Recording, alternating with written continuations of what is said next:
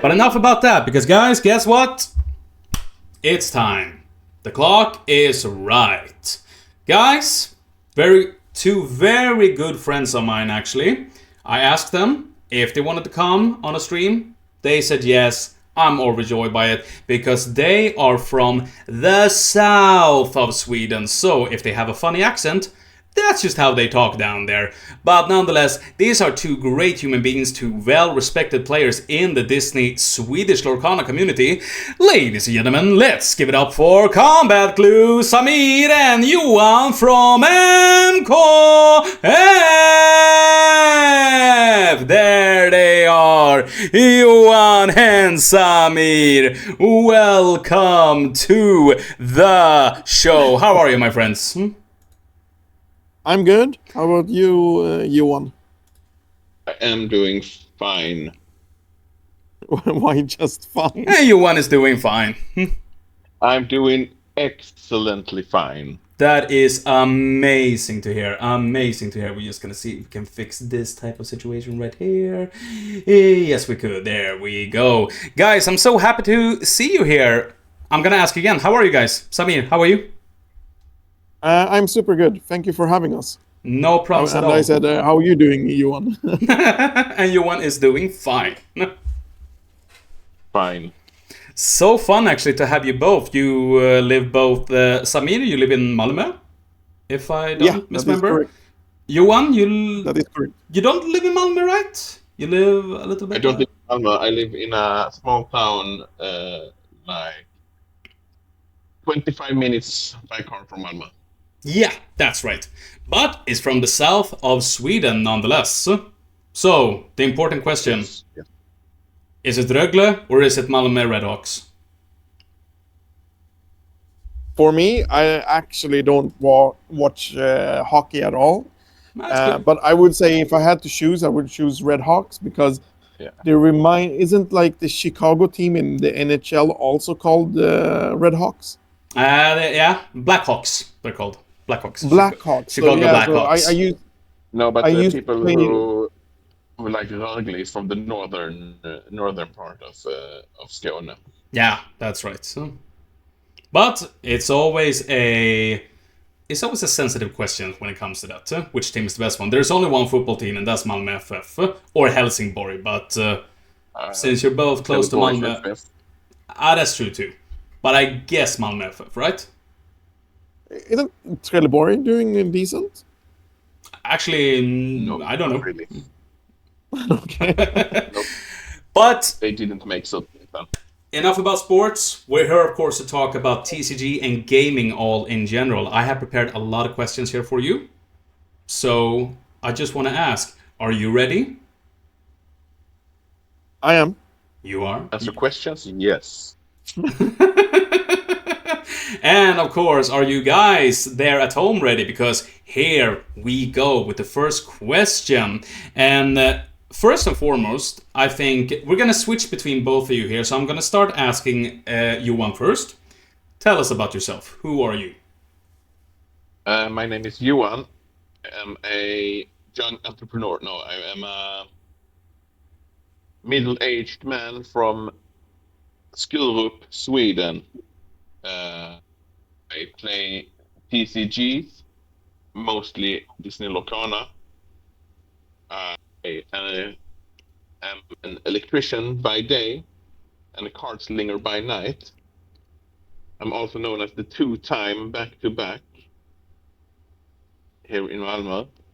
Here in Skåne. Self-proclaimed. During weekends, I am also the ordförande. How do you say that in English? Chairman. Chairman. Alla är chairman i styrelsen. We have the I am the chairman here. head chairman of the MKF Lorcana. MKF is a association. Is that what it's called in English? Det här är en öde förening. Så. Okay, I will stick to English. I'm sorry. No problem. The MKF förening. It's a card game. It's a card game association, and I am chairman of the Lorcana compartment. Fantastic to hear. And we go over to Sabir. Tell us a little about yourself. Who are you? So I'm quite old. So I'm around 40 years old, and I've been playing card games since I was 13, I think. So like I started playing Magic the Gathering in 98 or something like that when Ice Age existed. I've tried a lot of card games. I'm currently mostly playing Lorcana and Riftbound at the moment. During the day, I work as a marketeer. I'm on sick leave at the moment, so I'm resting up, recovering. And during the evenings, I volunteer in MKF as chairman, but for the whole MKF, which is what Johan said, like a non-profit organization that is split into different sections. So the bigger sections like Lorcana and One Piece and there's a few have their own sections, and the others are like just in the main section if they aren't enough people. But I'm competitive player, also a streamer. Go with the name Combat Glue, and I stream. I think you and me have like quite similar taste in games, like Kingdom Hearts, like JRPGs, and Maybe we're gonna come back to that later, actually, here in the interview. Yeah. Maybe we're gonna come back to that subject later in the interview. We just have to see. We just have to see. Yeah. But yeah, we Yeah, have talked gaming a lot, you and I, and we have similar taste in gaming. Square Enix games, I think, for the first, is something that we'll both love very, very much. Yeah. And we can begin with Samir now. We go with the next question. Tell me about the childhood. Tell me about gaming in TCG, because somewhere in the childhood it affects you, and it brings you, and it brings with you to when you're older also. So tell me where it started for you. So what's like for me, it's quite complex, but to make it a simple story, so we don't take up 2 hours of trauma. I have my background is my parents immigrated from Lebanon, which was in civil war, and I'm a second generation immigrant, which means I feel kind of off growing up in the 90s in a small Swedish town where I was one of the few like non-Swedish people. So I always culture felt and wrong, kind of like not couldn't find my place. And my brother with his friends, I have a older brother who's 7 years older, stumbled upon Sverok Association, a non-profit organization doing role-playing games and board games. And I wasn't allowed in, but when he hit gymnasium and started going to Lund from Staffanstorp, where we lived, I got to take his place. And within gaming, I kind of find a place where I felt I belonged with people that were a bit more mature than the average people in my age at that time. I was like in middle school at that time. And it gave me a form of like escape from like a rough childhood, like with a lot of trauma. And I explored gaming in all kind of ways. So not only TCGs, but like board games, role-playing games, video games, and everything. So I grew up with Nintendo 8-bit and 16-bit and Sega and all that. Wonderful to hear. Wonderful to hear. I just explored everything. Yeah. Now I can imagine that it was a safe space for you a little bit there also, because I think that's something that's quite similar with all of us gamers, is that we find that safe space, and gaming, TCG and board games kind of becomes the saving point where you're actually down pretty low.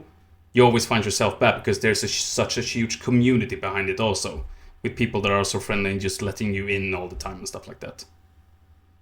Yeah, I mean, like playing Dungeons and Dragons and being a dwarf, you kind of look past the cultures of me being a raping background.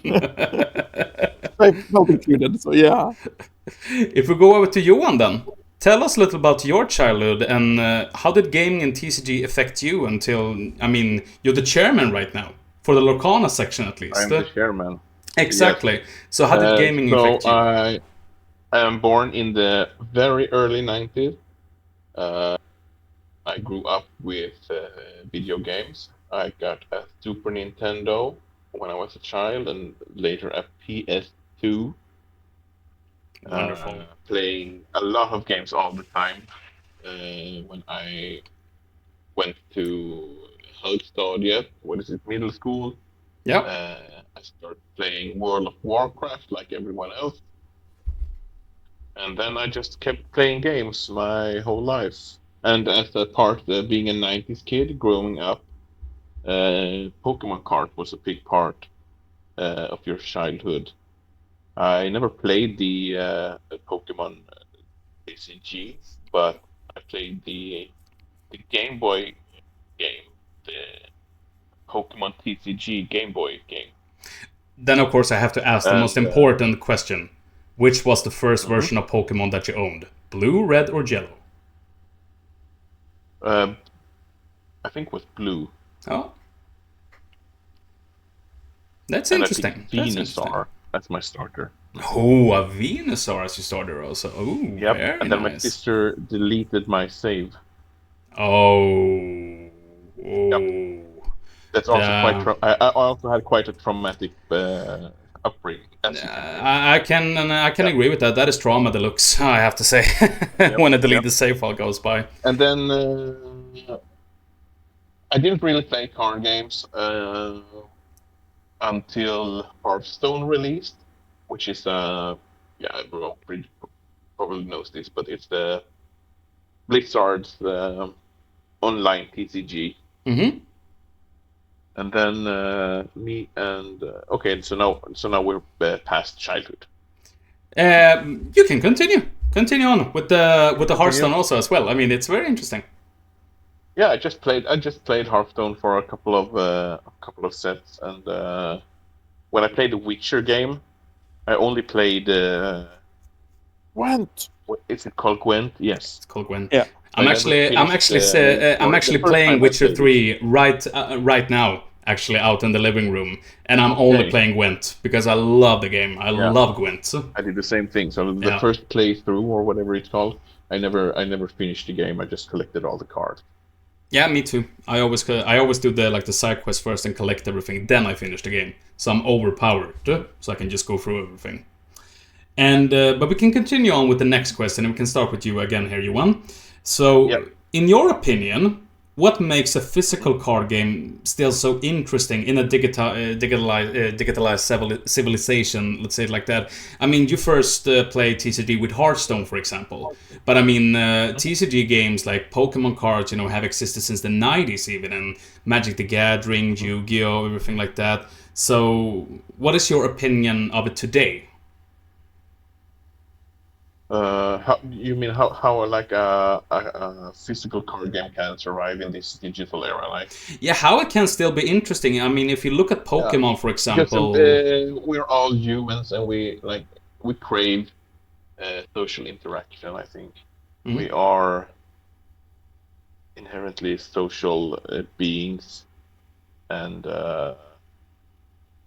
playing cards. I mean, if we look past TCGs, people have been playing cards for like how many years? Hundreds of years. It's fun to play cards. Yeah, it is. It is fun to play cards. Samir, let's talk with you then also. So, what is your opinion about that? How can a physical card game in this digitalized civilization survive? How is it still so interesting that we crack open packs and we still think it's so fun?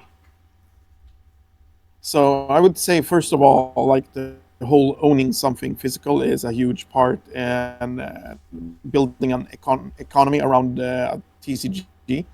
Like, sure, you can build a good trading system, like you have World of Warcraft and the auction house and stuff like that. But it's nothing like owning like a card physically that you have and can attach memories to and things like that. And like I've worked a lot with Hearthstone on a professional level for a couple of years, and I still think a huge thing was going to the tournaments physically and playing the tournaments physically gives a whole new, so like a different social vibe. And like Johan was saying, like craving the human interaction is so important for us as humans. So I would say like the owning the physical part and meeting people face to face and making bonds is something. And that's something like you can see very clearly on a card game like Lorcana. I agree with that because, in my opinion, at least, since I'm in the community, Lorcana is probably the best TCG community I have ever been a part of. At least I never met so friendly people ever. Actually, in a community like that, I was very well welcomed the first time I went to a tournament, and really felt like, wow, I want to come back. I want to do this again. I would also say, if just like with Lorcana, there's also a vast like it's very different than other games in who plays and who collects and who's actually in the community. It's a very huge difference. Yeah, because this maybe is a. If you look at a game like Pokemon, for example, Pokemon TCG, which has seen huge popularity in the last year. I mean, it seems like the Pokemon maniacs are back again. Like Pokemania is back, but I feel that is more of the collectible side, not more of the playing side, and more of an economically, thing with the TCG. If you look at a game like Magic the Gathering or Lorcana, I don't see that many players that say I'm just collecting. I see more players that actually plays the game. I agree, and I think the biggest difference with Lorcana comparing it to Pokemon is also that Pokemon are very good in the competitive level to separate the kids in a division and having grown-ups in a division. And I kind of feel like Lorcana, since they haven't gone that route, it's very interesting to see. Like you can see parents playing with their kids, and it becomes more custom to do that. So going to a DLC, you will see the mix a lot more. And if you go to a Pokemon tournament, it's very separated and it doesn't give the same atmosphere. And I don't think it creates the same bonds with the parents and the children. Yeah.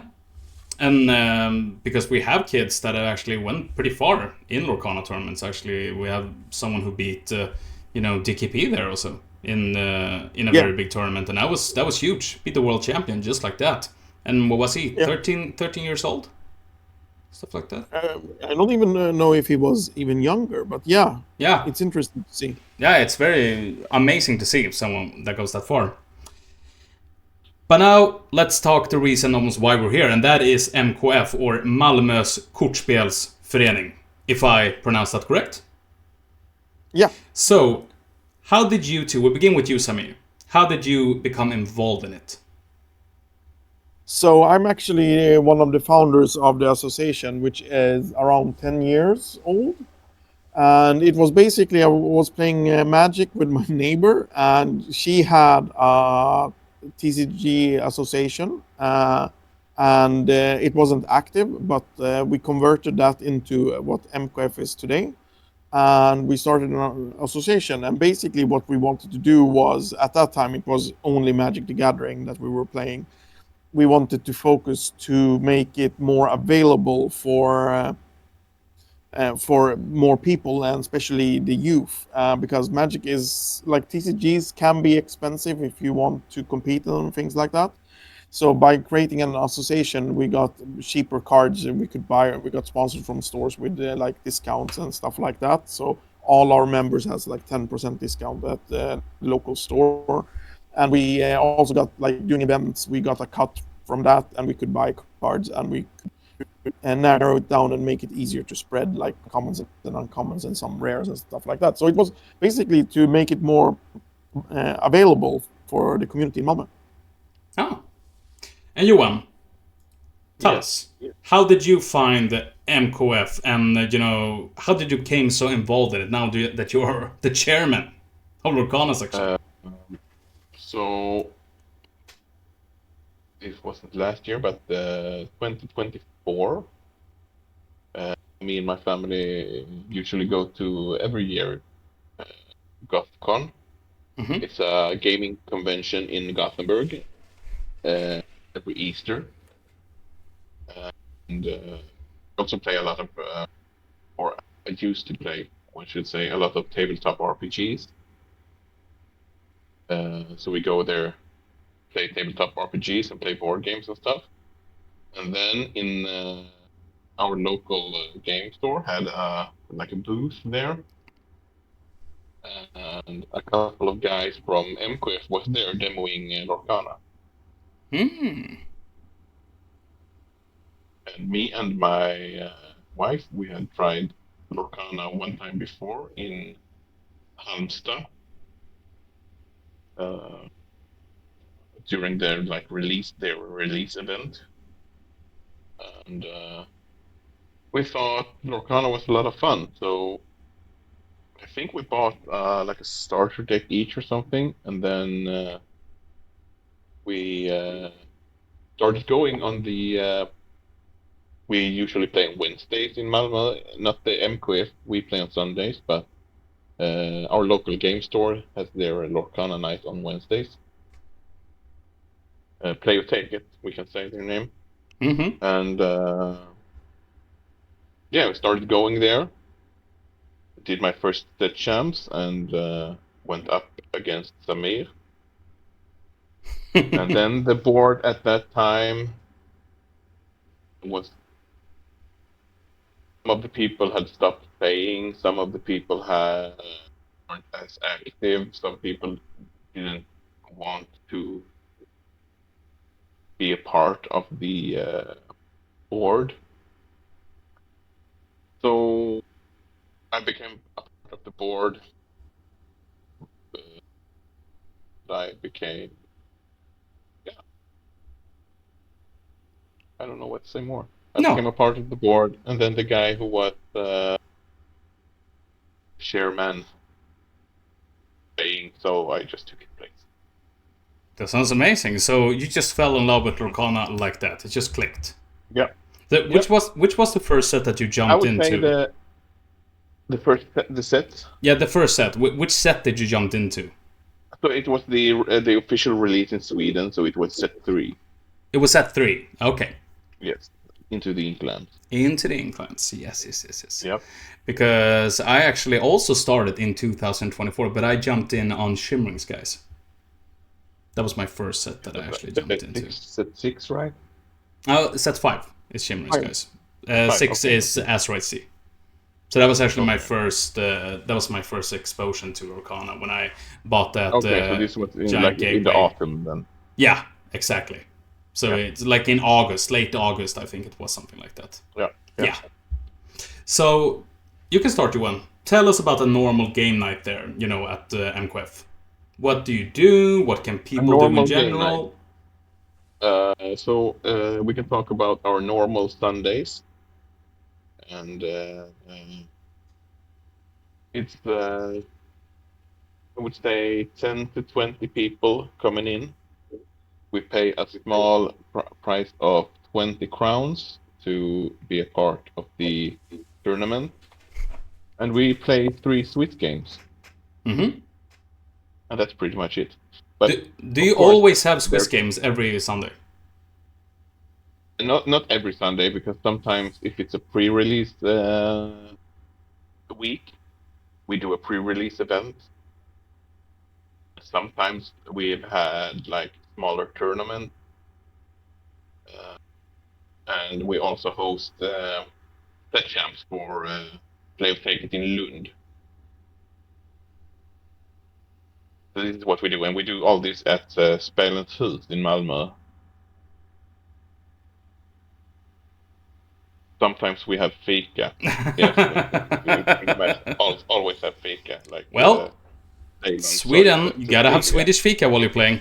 That is, that should be a law. Coffee is included in these 20 crowns, I would say. I should say. Well, that is just worth 20 kronor. Disgust.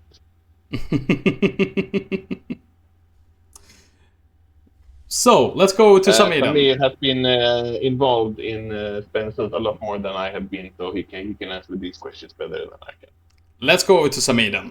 Samir, tell us a little about how a normal game night is there. We don't have to talk about Lorcana, we're going to come back to Lorcana.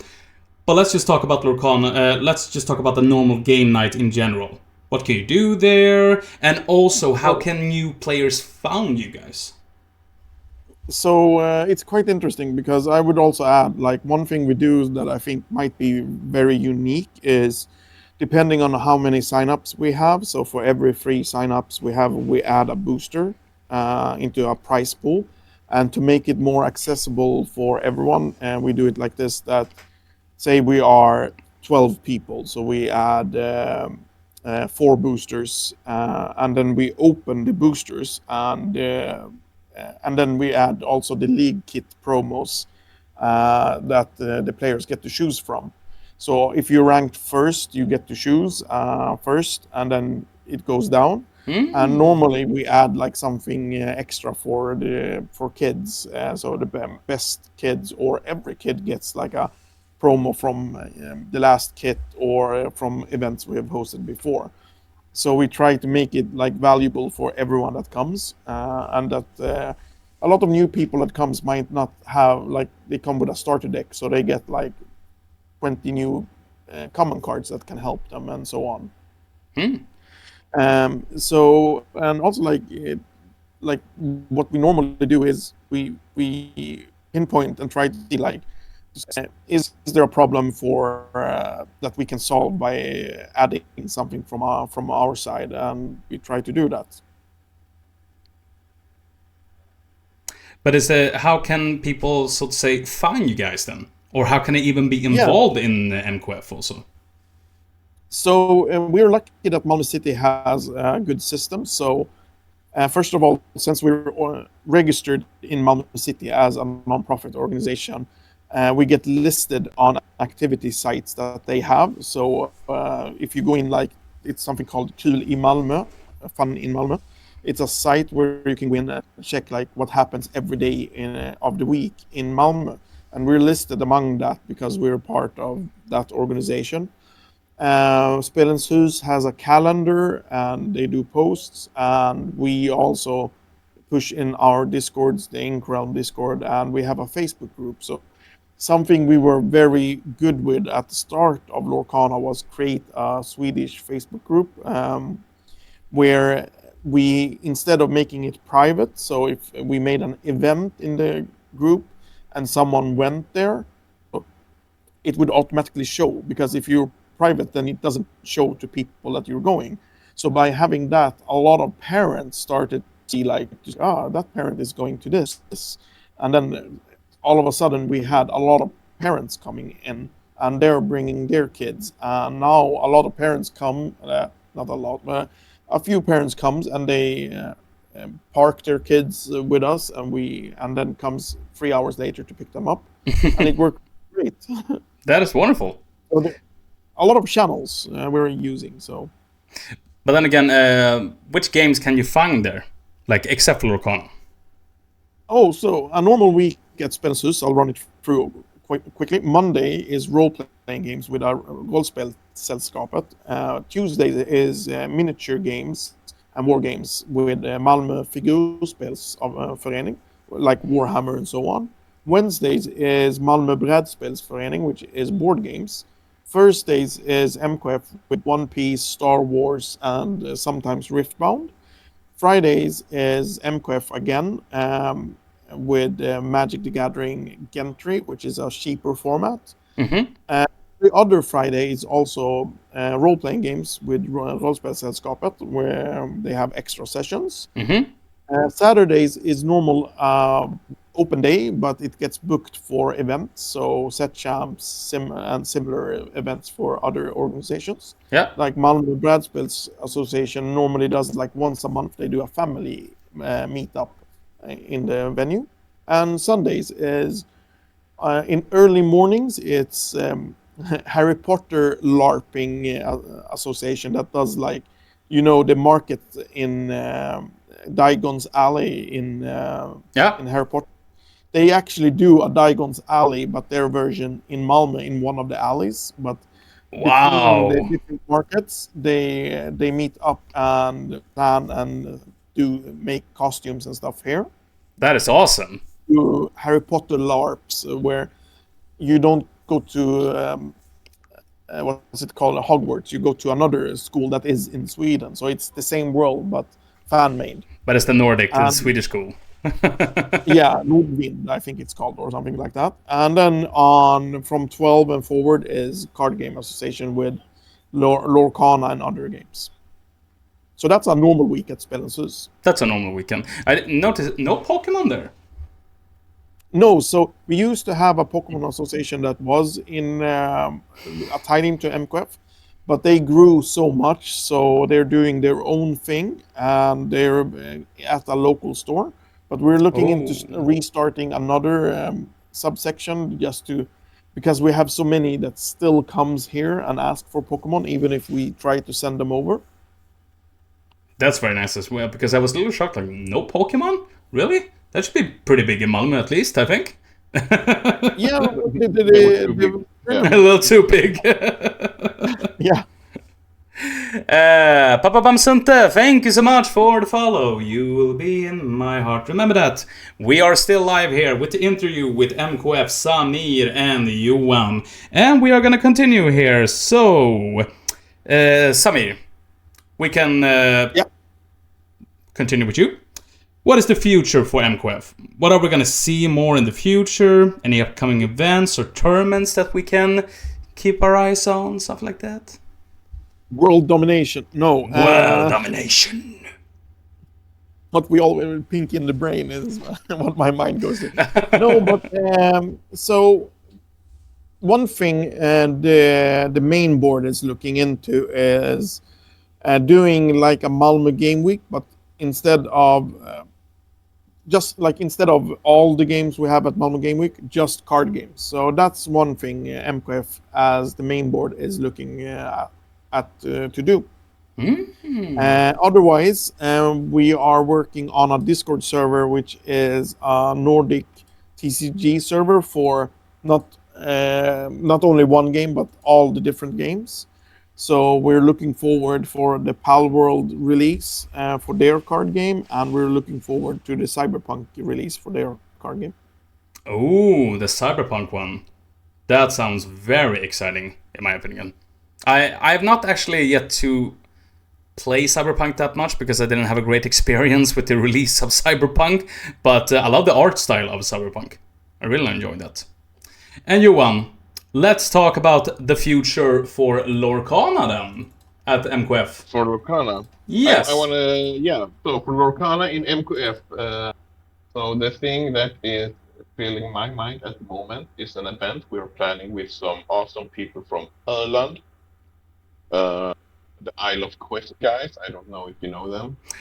I know who they are, and we actually have Papa Bamsunte here who actually has a question for you just about that, but we can come back to that later. Okay, yeah, so it's the Isle of Quest guys. It's Mika, it's Sid, it's Christian, and all the other guys. I can't name them all here. So we have planned a Lorcana can for children. Ooh! So we have booked an awesome little place outside of Karlskrona that is like in the middle of Öland and Malmö, you can say.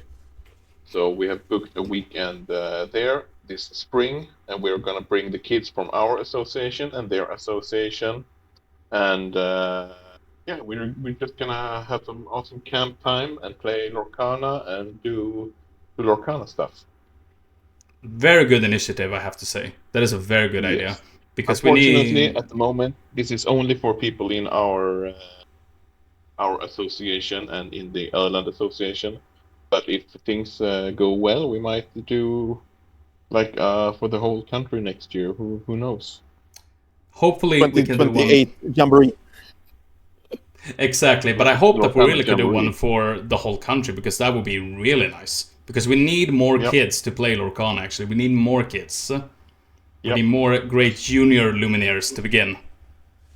Yep, so that's like the stuff we have planned at the moment. So, the upcoming future. If you live in the region, listen, there is a Lorcana camp with Isle of Quest and MKF in the making.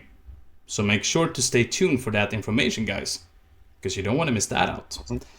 But we're gonna do some. We have a little bit of planning left, and then we're gonna release the event, or whatever it's called. It sounds interesting indeed, and I think this is a very good thing to do, actually. We need more of this initiative in Sweden, actually, with the Lorcana community, in my opinion. Mm-hmm. But also, let's talk about Lorcana, because Lorcana in general, you two are very respected players within the community here in Sweden, because everybody knows who you guys are.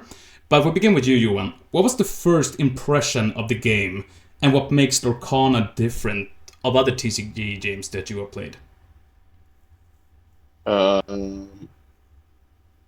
So the first time I played Lorcana was in a store that's now closed, unfortunately, in Halmstad. It's called Draken Matarino. And it was just me and my wife. We were going to like a small trip to Varberg, just to like a weekend. Mm-hmm. And we stopped in Halmstad to just take a walk through town on the way up. And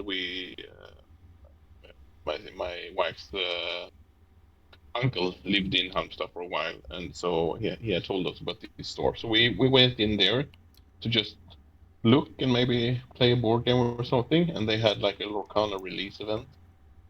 And me having played Hearthstone before, and also my wife has played Hearthstone before. Mm-hmm. So we took a starter deck each and started playing, and it just feels so accessible for being a TCG. Like it's character that everyone knows. So you kind of like get stuck to the card, even if you don't know the meaning of the card or whatever. Some cards just catch your eye and makes the game interesting and makes people connect to the game without playing it, and that grows an interest, and I think that catches a lot of people. Just accessibility being the characters being so famous. I mean, if you're picking up like a Magic deck, you don't know anything about the characters in the Magic deck if you haven't read like the Magic lore. But if you see Pongo and Mickey Mouse, everyone has a connection to these characters. But what was also like the first impression of? You see, it's a Disney TCG games, and I know that many people, of course, when they hear the name Disney, kind of like, I don't know about that. Like that's a typical. Like for an example, I think Samir knows it. Like with Kingdom Hearts, for example, a classic video game with Final Fantasy and Disney. And when people heard about that for the first time, people were like, "Are they crazy?" Of course, that's not going to work. And people later discovered like, "Oh, it works very good actually together." So, yeah. What was your like first impression of the? I liked it. I liked the accessibility of it, because a lot of the people we have playing the game in MQF are not it's not people who are, what should you call them, card sharks. It's not people who played, like Samir has played card games since he was a small boy, but most people at our place isn't people that played card games since they were small. Most people are people who love Disney and found a way to hang out with other people that love Disney and play a fun game. Some people who just showed up in the beginning who loved the Disney card game, just playing for fun, later became a little bit more competitive, and but that's what I like most about this game. It's so accessible because everyone knows the cards, and for me it was the same. It's a good card game, and it being Disney is just a plus for me. I agree. I agree with all of those points actually, because I think that was a genius move by Disney to make this game, because at least they know the characters are going to be recognizable. And that's always like the first thing that tends to grab you when you're playing a new game, almost like a TCG. It's the characters, the design. And everybody knows those designs. Even if they have different clothes, different types and stuff like that. So, on that point, very good. So, Samir, let's hear your first impression about Lorcana TCG. It's a brand new game coming out. It's a Disney made. What are your first impression of it? My first impression was quite weird because I was talking to a very high up in Ravensburger at a convention, and he asked like, "Oh, are you guys the ones doing this Magic tournament?" I was like, "Yeah, we're doing the whole event." It was at the MALMÖ game week. And then he goes like, I have something I would like to discuss with you. And he started to explain what I thought was Kingdom Hearts, the card game. I wish. And I was like, oh, I wish. So no, but he explained like, yeah, you play this character who goes to different worlds and meet Disney characters. And I was like, it's Kingdom Hearts. Continue, please. Yes. But he was like, "What is Kingdom Hearts?" And I was like, "Oh no." oh. No, but I was like, when I heard it and got it explained, I was like, okay, this will be really, really good or really, really, really bad. And I thought it was like an 80% chance that it would be good. So I was super excited to it.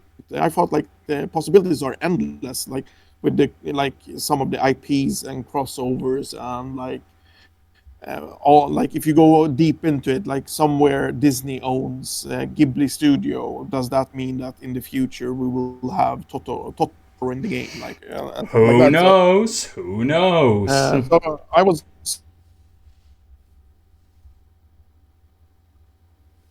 a year later. I went to Gamescom, and on the way to Gamescom, I told the driver like, "Oh, stop in different cities to check the stores." And it was the release week of Lorcana, and after 4 different stores in 4 different smaller cities, we ended up hitting a store that said that had like mountains of Lorcana in English, and said, I don't know what to do with it because everyone is buying it like crazy in German, but they don't want English. So I bought 4 cases that I brought back to Sweden and sold for the same price to members of MKF. And during that year, like we had a Christmas draft. So we actually had a first chapter Christmas draft before like any of the expansions came, and that was my first take of it, and it was super fun. And you didn't really find it was weird when it just came and you sat there with Disney cards like, this is a Disney TCG card game. Was it like you had expected it to be, or did you actually think, wow, this was actually totally different? It was totally different, but you have to take into account that I also I've played a lot of card games, and I played these heavy card games like Vampire: The Eternal Struggle that are like 5 people, where you have like a bigger deck and a lot more rotations of card, and Legends of the 5 Rings. So it was a bit more simple, like easier pace than I thought, which turned out to be good. But I do miss being able to play cards in the enemy's turn. But so it was a bit more easier, and I would say, like, thinking back now, I think it's better that it is the way it is, like it is now, than what I thought it would be. Mm-hmm.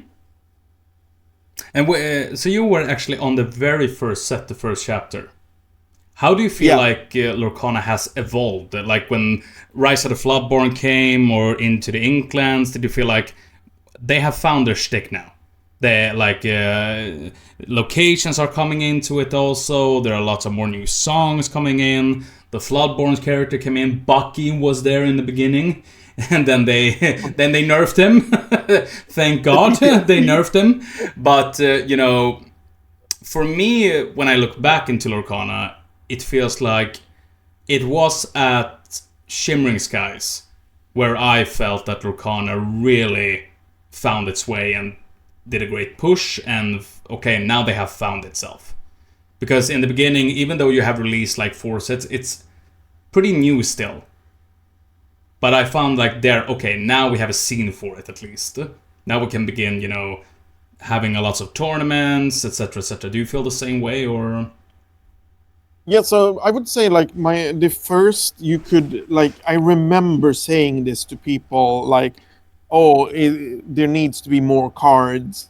It's just starting up. Like they're gonna be more. Like there wasn't that much variety in each color because the card pool was very slim.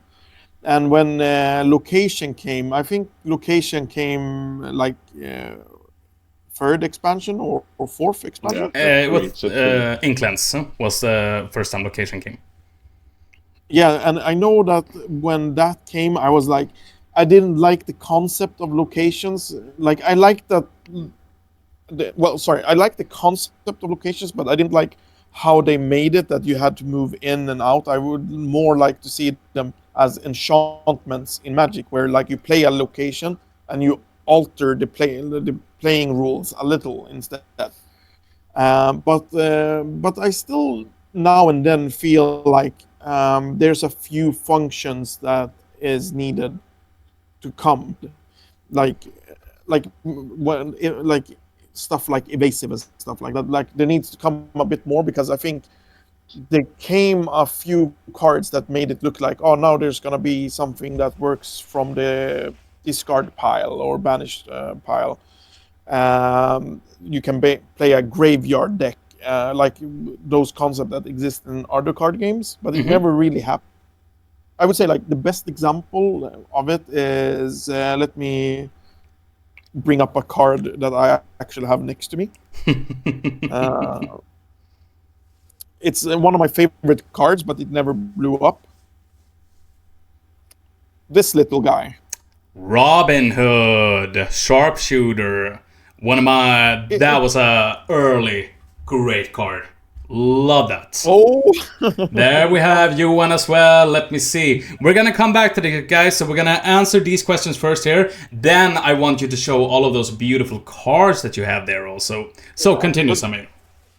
To finish up, like he has an interaction which is basically like look at the top cards and play one of them and then discard the rest. So when he came, I was like sure that in 2 expansions there would be a deck that worked really good, synergy and stuff, but it never happened. So I think there's a lot of things that is on its way. I think we actually have there, if I may, with Ruby Emerald at least, with Robin Hood.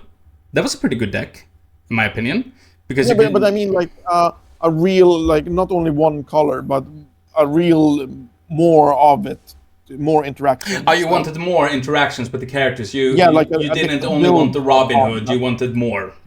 Okay, I understand. I would say another example is all the class titles of the, like we have some decks that nearly works, like hero decks, princess decks, and that needs to evolve a bit more so people can niche into their, like, I want to build a really good princess deck and I want to build villain deck, but I don't think they have enough of those things to build proper versions of those decks. So what I tend to... It's coming. You want that in the meta, you want that in the competitive scene too. Yeah, but I want the different keywords to make more sense in the long run. Then I understand. Johan, now let's see, because you guys have a lot of beautiful enchanted cards here. We saw the Robin Hood Sharpshooter. Yep. Let's see. First, Johan here, because you have some beautiful cards here. Okay. Let us see them. Okay. Oh, look at those guys. More. That is a bunch of enchanted cards right there. Let us see them. With this one. With the Maleficent promo there, the foil one. Everyone has this. Everyone has 2. Everyone has 2. I have one. Everyone has to have 2. But everyone has to have 2. This one. course, there we also have the Hiro Hamada. Beautiful Everyone card. has two. Beautiful card. We have the Jafar from Rainy Jafar, of course. Beautiful card. Yep. Of course. So you can also go to Denmark. So you can get some of their cards. You can get 3 as well. Why not? Yeah, of course. Everyone has 3. I mean, 4 Jafars. I mean, We have a Scar. I mean, everyone has a playset. beautiful Scar there. Beautiful Scar. Mm-hmm. We have the Mirabelle. Mirabelle Madrigal there. Absolutely. It was the... Missing one, Johan. Wow. This The one. Ursula. Remember, you had to get top 4 to get this one. That was top 4. This one. Yeah. Ah. That I didn't know, actually. I think the Mirabelle was the first one, top 8, right? That was top 8. Yeah. Yeah.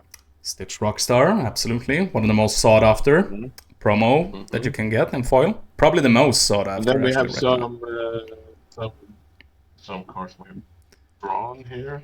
Okay. Most of these I actually drew at drafts. Scar, there we go. One of my that was, I think, my 3rd enchanted that I pulled. A really cool one. This cool one is looking really card. beautiful as well. Mirabelle Madrigal. That is from Arcacia's Island, right? That's 7, yes. Yes.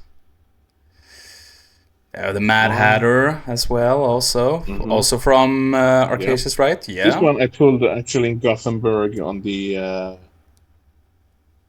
GothCon sealed tournament. Ooh! Yeah. We have the Sharpshooter Robin there. Sharpshooter, of course. Beautiful card. Yeah. We have a glass slipper. Love that card. That is a very interesting card, so I think we actually can talk about later.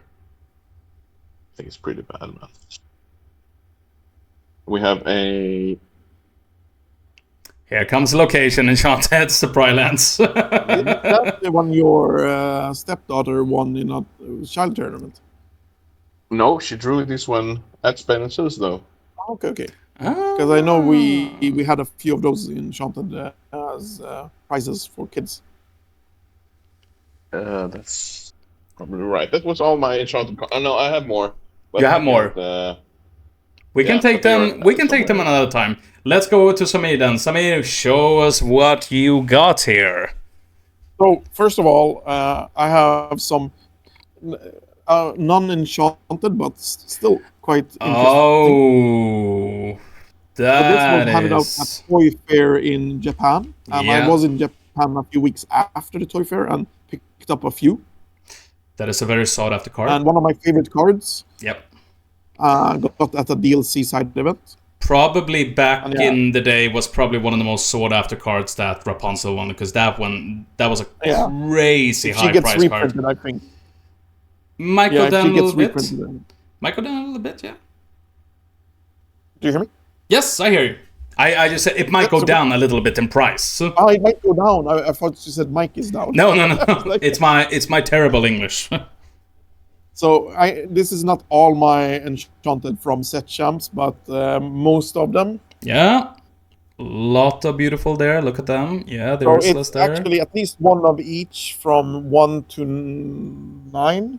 I have a 10 at home also that I played in a random set champ that I wasn't planning on playing, but I ended up playing. Do you have the Daisy though? Yeah, Daisy is the one that's missing, but she's at home. She's at home. She hasn't made into this pile yet. She hasn't made it to the pile. I'm actually only missing now the Ursula and the Stitch. So Ursula I can find. Stitch is going to be harder. I actually had 4 Ursulas, but I sold 3 to a collector. Very wise choice. But then we have Enchanteds I have played with.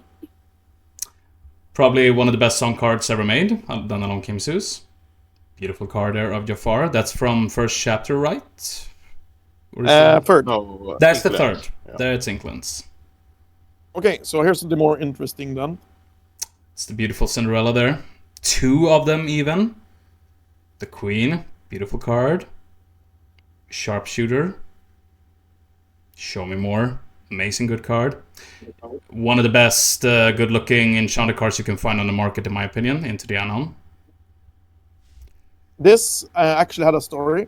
I was at TwitchCon handing out boosters to streamers to open, and I'm like, if it's a desperate plan enchanted, that's the only thing I want. Otherwise, you get to keep it. And one of the streamers actually pulled it live at TwitchCon. The Stitch there, Carefree Surfer, right? And the best one. Oh, Robin Hood, Champion of Sherwood. In my opinion, that was probably signed also as well. Wow. That is a very impressive enchanted collection you have there, guys. Very impressive indeed. Yeah, that's a very bit bulk Johan as well. Guys, what did you think of that? Pretty impressive enchanted collection, right? From both of these two gentlemen. And you know what, guys? That's actually all of the questions that I really had for you. But now, let's go over to some funny games. Are you ready for this? I think we actually can start with Johan on this one. These are 10 quick questions. So you ready? I'm ready. Most underrated card in Lorcana. Most underrated card? Wow, I think probably at the moment it's Headless Horseman. Yep. It's a really good card. Yeah. You can explain more if you want to, like why it makes it so underrated. I don't think it sees enough play. Okay. I think the red-purple deck is better than people think it is. Most of that is the Headless Horseman and the Demona combo.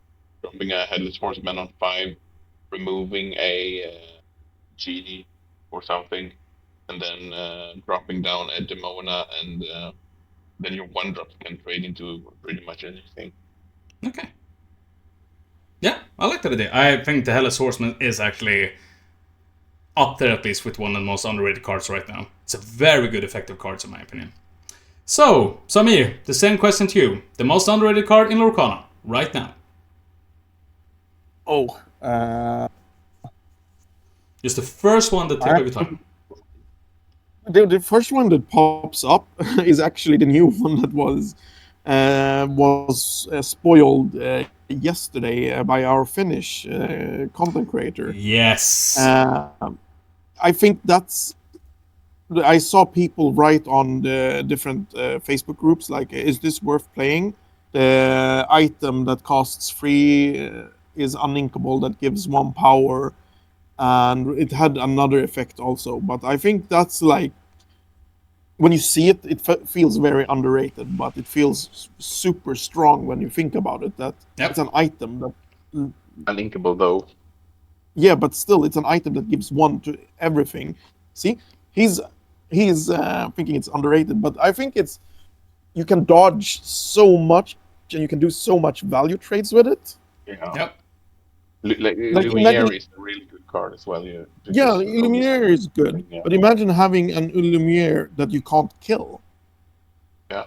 It's pretty true, though. I would actually say the new song, the Steel song that came, the Pete Killer, as everyone calls it, that you can't play items or actions, cost 2 song, insane card in my opinion. That is gonna be interesting to see that one played. I just want to add, the main difference between that song and Pete is in Pete, most Pete decks, like Pete was super strong in Amethyst Steel because you could bounce him and play him over and over. Yep.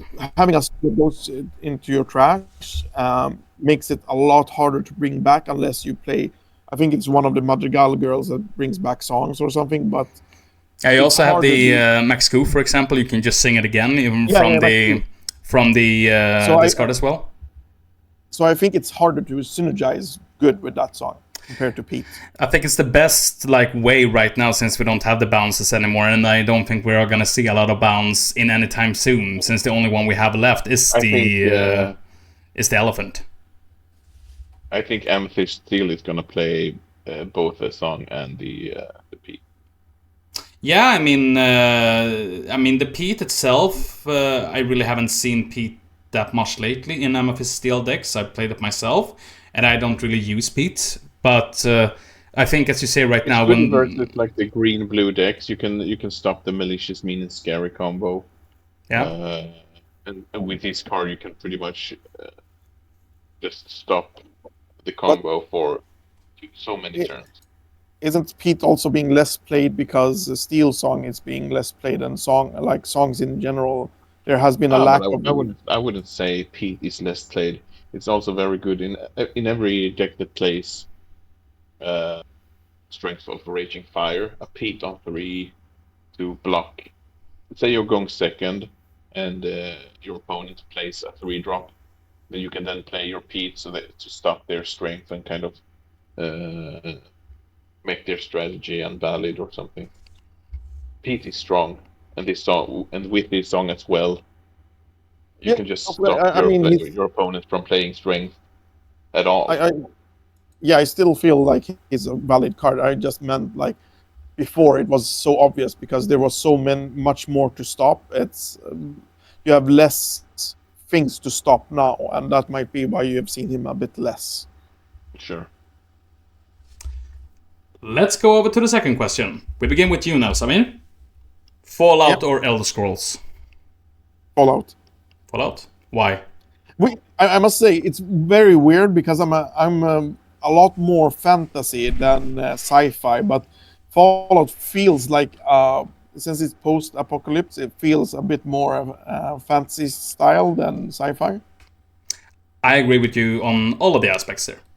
Actually, all of them. Johan, your turn. Fallout or Elder Scrolls? It's definitely Fallout. I have only played Skyrim as the Elder Scrolls games, and I have played all the Fallout games, including Fallout 1 and 2. Have you watched the series? I started watching the series, but I didn't finish watching the series. You didn't finish one. I can recommend all of you guys the Fallout series on Amazon Prime. Very, very good. I really enjoyed it. Season 2 is out. Season 2 is out, and I've seen 2 episodes this far. It's very good. So, Johan, next question. PC or console? Mm-hmm. It's fun you ask because I just bought my wife a PS5 for her birthday. Congratulations. His wife. So my wife, my fambu. Well, I meant more like you bought it for them. For your wife. Oh, okay. For yourself. No, but it's a funny thing because she told me like this summer or something she wanted a PS5, and her birthday is now in January.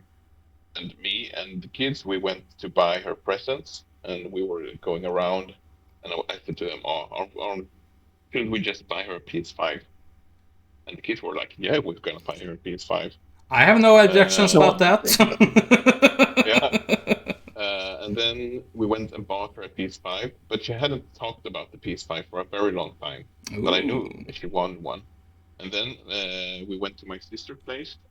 She moved out recently from my father, and her boyfriend had a PS5. So we went there and drank some coffee, and my wife saw a PS5 again, and she was like, "Oh, I really want the PS5. I really want the PS5." And this was after we went to buy her presents. So she was mighty shocked when she opened the present and it was a PS5. And it was a PS5. So to answer your question, I've always been a PC guy, but at the moment I'm playing on console. Yeah. Great question. Samir? What game did you buy her? I bought her because the reason she wanted to buy a PS5 was because she saw the Last of Us series, TV series. Yeah, and I said you should really play the games because they're really good. Yeah, if you after that, you wanted a PS5. Yeah. If you want a good gaming experience, I can recommend you The Last of Us. I love the first one. I'm not a big fan of the second one, but then again, it's a very great experience. I cannot take anything away from that. I bought her the Last of Us game, and then I did the PS Plus, and then I saw you get the game for free, so we went and traded the game back in. That's great. For free. For free. Samir, PC or console? Like it's kind of funny. I would say console, but I'm mainly playing on PC at the moment. But I own a lot of consoles, and I think it's so much easier to play on console, to play on TV better, like more cozier experience sitting in a sofa and playing, and so on. I agree. PC for me, in my opinion, is more competitive. Console for me is more laid back, relaxed gaming. That's just how I see it, but that's always something that's been with me. So I'm like, say that to the Apex player. Apex. Yeah.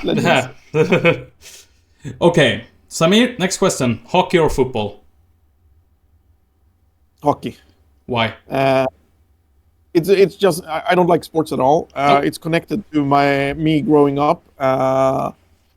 That I have an older brother, and we owned a Sega 16-bit, and he played every day with his friend hockey, especially when I was going to bed. And it was in my room, and they kept playing, and I kept having to sleep with it. Even if I hate it, it becomes like it's a like core memory for me. Yeah. Like I grew up playing Sonic and NHL on a Mega Drive is awesome to play.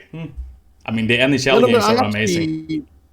Yeah, and Blades of Steel was fun also. Blades of Steel are amazing. This is an amazing game too. So, Johan. And the 8-bit ice hockey game with the slim, medium, and fat guy. Oh, yeah, that one. Oh, that was such a great game also. And the 8-bit had some very good sports games, actually. They were very funny. Like Tecmo Ball and everything like that. The hockey games were also pretty good. Tecmo Ball is a good reason to say football, though. Yeah, soccer. That's time. So, Johan, football or hockey? I would say ice hockey, yeah. Yep. I don't watch sports at all, but ice hockey, if I have to watch sports, I'd rather watch ice hockey because it's a little bit more faster paced. Okay. So, Johan, next question is for you here. The best video game right now on the market? Wow.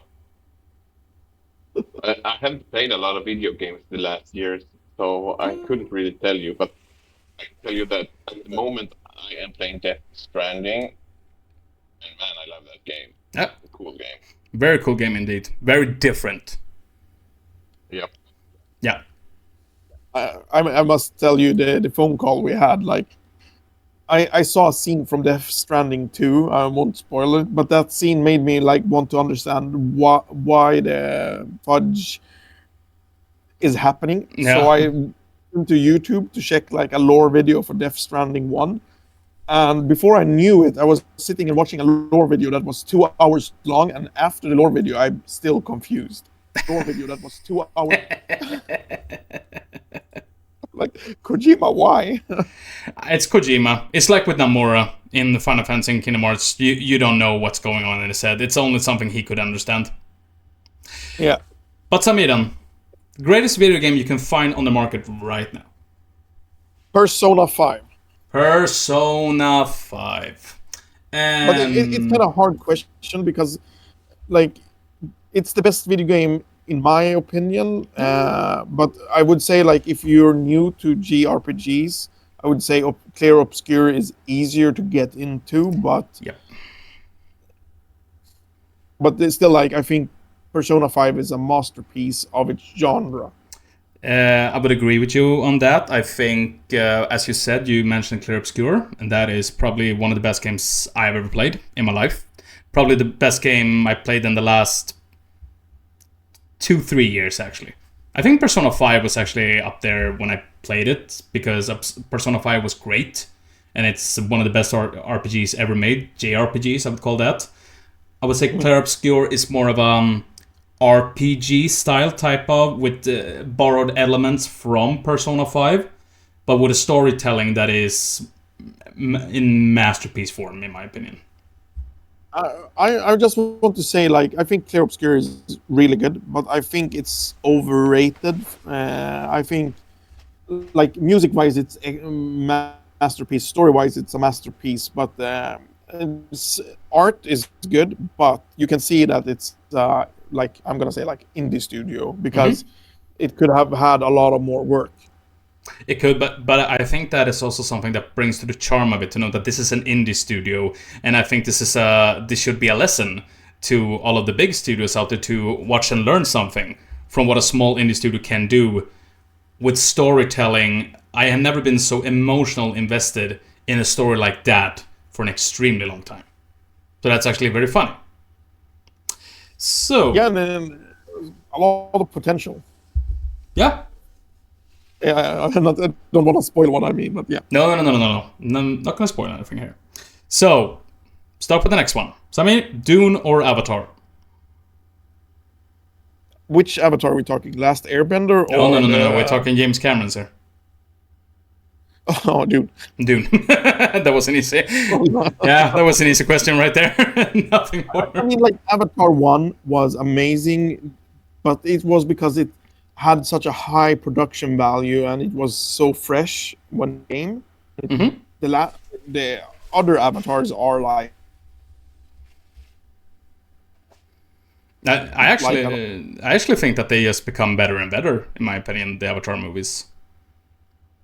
I can say I saw it with a friend, and she basically called every part of it. It's so, like, stereotypical, the whole thing. I would say, like, don't take this the wrong way, and Disney lovers and everything. Avatar, for me, feels like Pocahontas, but in space. Yeah, but it is. It is the story of Pocahontas. The first one is. And I think that was something that pulled off a little bit of people when you did that. So I don't feel that's wrong with that. But I think that they evolved because, as I said, the first movie was very simple.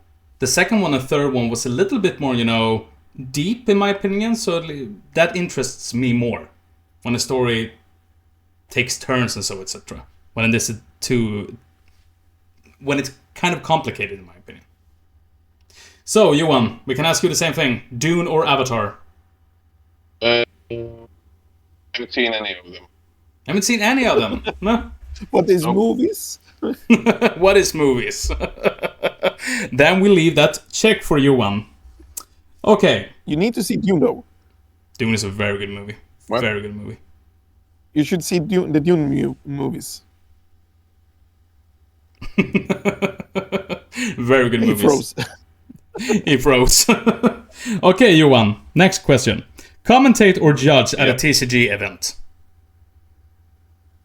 Comment or judge? I want to play. You have to commentate or judge. Then I would comment. Commentate. Yeah. Yeah.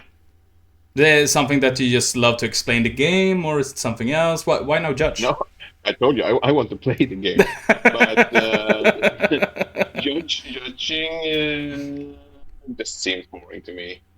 Okay. Then just solving situations.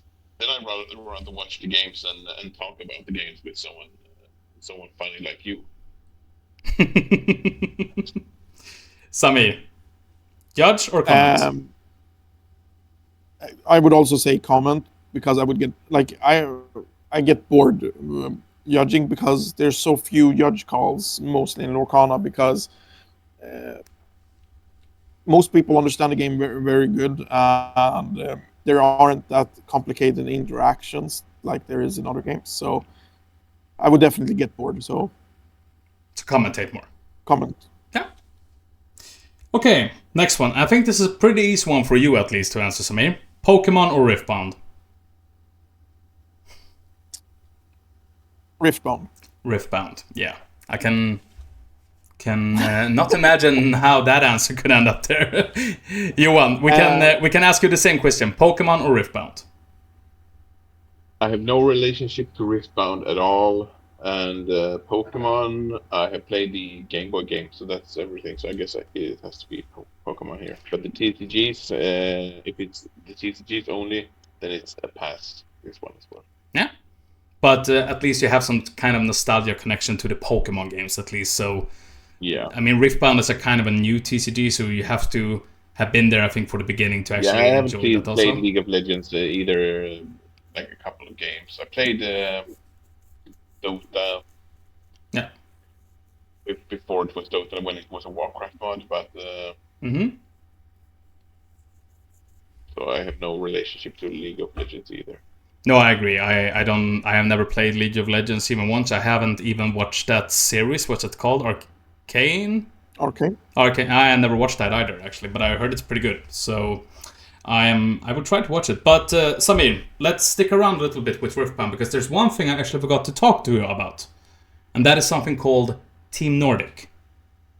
Because this was... we're going to come back to the top 10 list, because we forgot about this question. This was news that came to us, was it last week that we got the news? That we have a new Swedish team in Riftbound. So Team Nordic announced on Monday, I think. Yeah, it was Monday. And basically, Team Nordic we're aiming to be a competitive team which aiming to have fun and include, and also try to get like the people that normally don't go to, for instance, like Bologna to compete, to go and compete, to bridge and inspire people to go, and to help the locals to take their games to next level. And at the moment, we have a few members. We haven't gone out with the roster yet, but we have a few members that are in the Riftbound section, and we're looking into a Lorcana section, and to see if we can establish that also. Very nice. I can say that in the Riftbound team, I think we have 5 or 6 people that have won a skirmish, which is like a set champ, but a bit more higher stake, because it's basically the same as a set champs, with promos to everyone that participates, top 8 promos, championship mat to the first place, but the first place gets also a free win in the regional, which is like a DLC. And that is very nice, actually, because then you can send your teammates directly to a DLC. Yeah, and we've also got a few sponsors in. We have a few brands that are thinking of going in, and we have a few stores that are thinking on going in. We're just discussing it, and it's not like, they will go in with millions, but some of the brands are doing content creating gear. So they supply content creating gear for new content creators within the team, and content creators in the team that needs upgrades. So the coming time, we will start announcing the first set of people that are in the team. And it's going to be like, we have a few core members that we haven't really identified what to call them, but the premium members, or the veterans in the team, that will be the ones that are aiming to become, like, go day 2 or top 64 in a bigger tournament, or even better. And then we have just the competitive parts, which are team members that just wants to take their playing to the next level. So where can we find you guys if we want more information about Team Nordic? Where do I go? So we have a link that is links.teamnordic.org. I can write it in the... Write it down in chat. Yeah, there you have it. It was removed, but... it was removed, yeah. I can probably link it, though. 1 minute. Yeah. There we go. There we have links.teamnordic.org. Yeah, and that's our link tree things. So you can see all our socials and a bit about us, what we stand for. And that will evolve a bit more over the coming days that comes. That's amazing. So I hope that we hear more about Team Nordics in the future. That would be great. It's going to be in mid-February. There's going to be a lot of posts, because we have coordinated with the Danes that are going, and we're trying to coordinate with the Stockholm people. There's a regional at Bologna, and I think we're around 20 people going. Oh, in Riftbound. In Riftbound.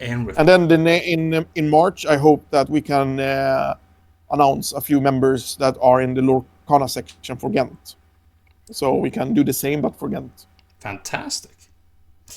Let's continue with the top 10 there. So there was a little bit information about a new team called Team Nordic, ladies and gentlemen. And remember to click the link at linksteamnordic.org to get more information about that.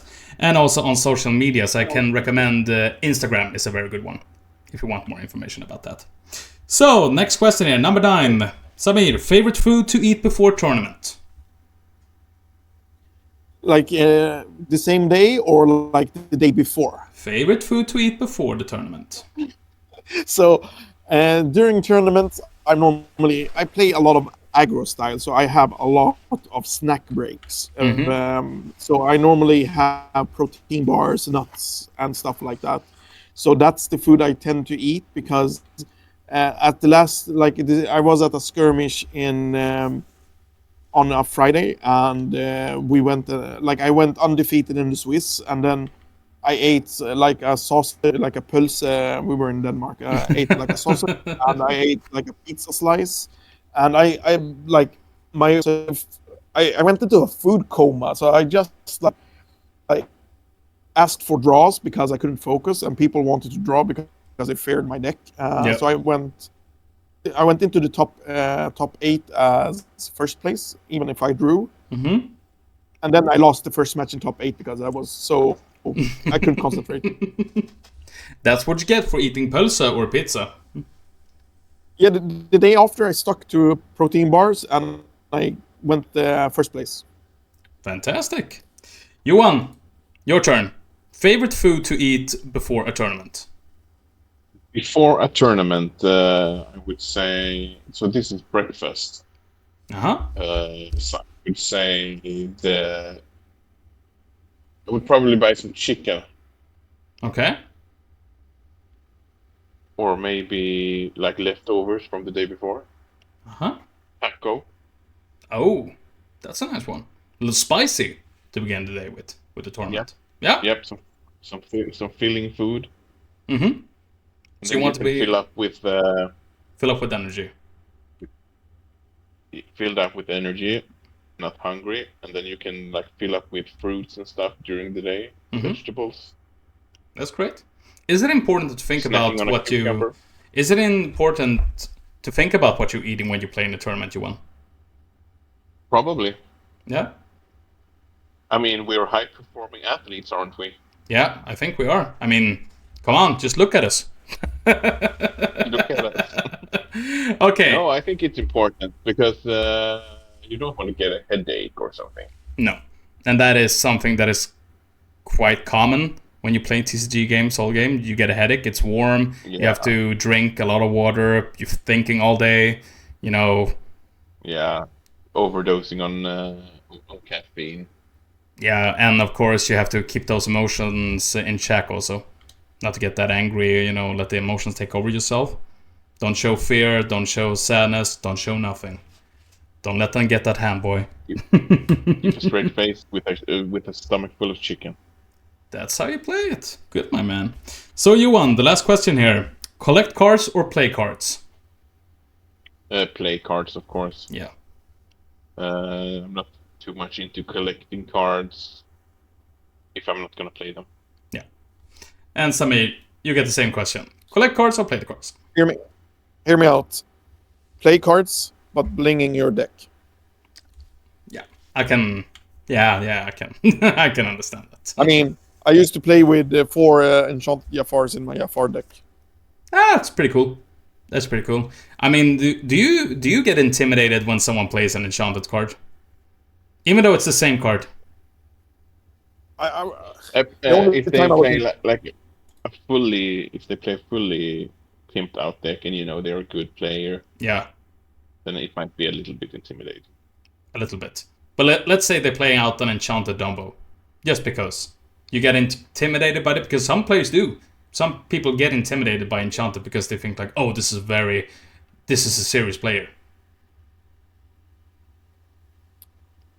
Not for me. I get intimidated if they have a team jersey and look professional, but them playing with a pimp deck normally doesn't affect. Yeah. How about you, Johan?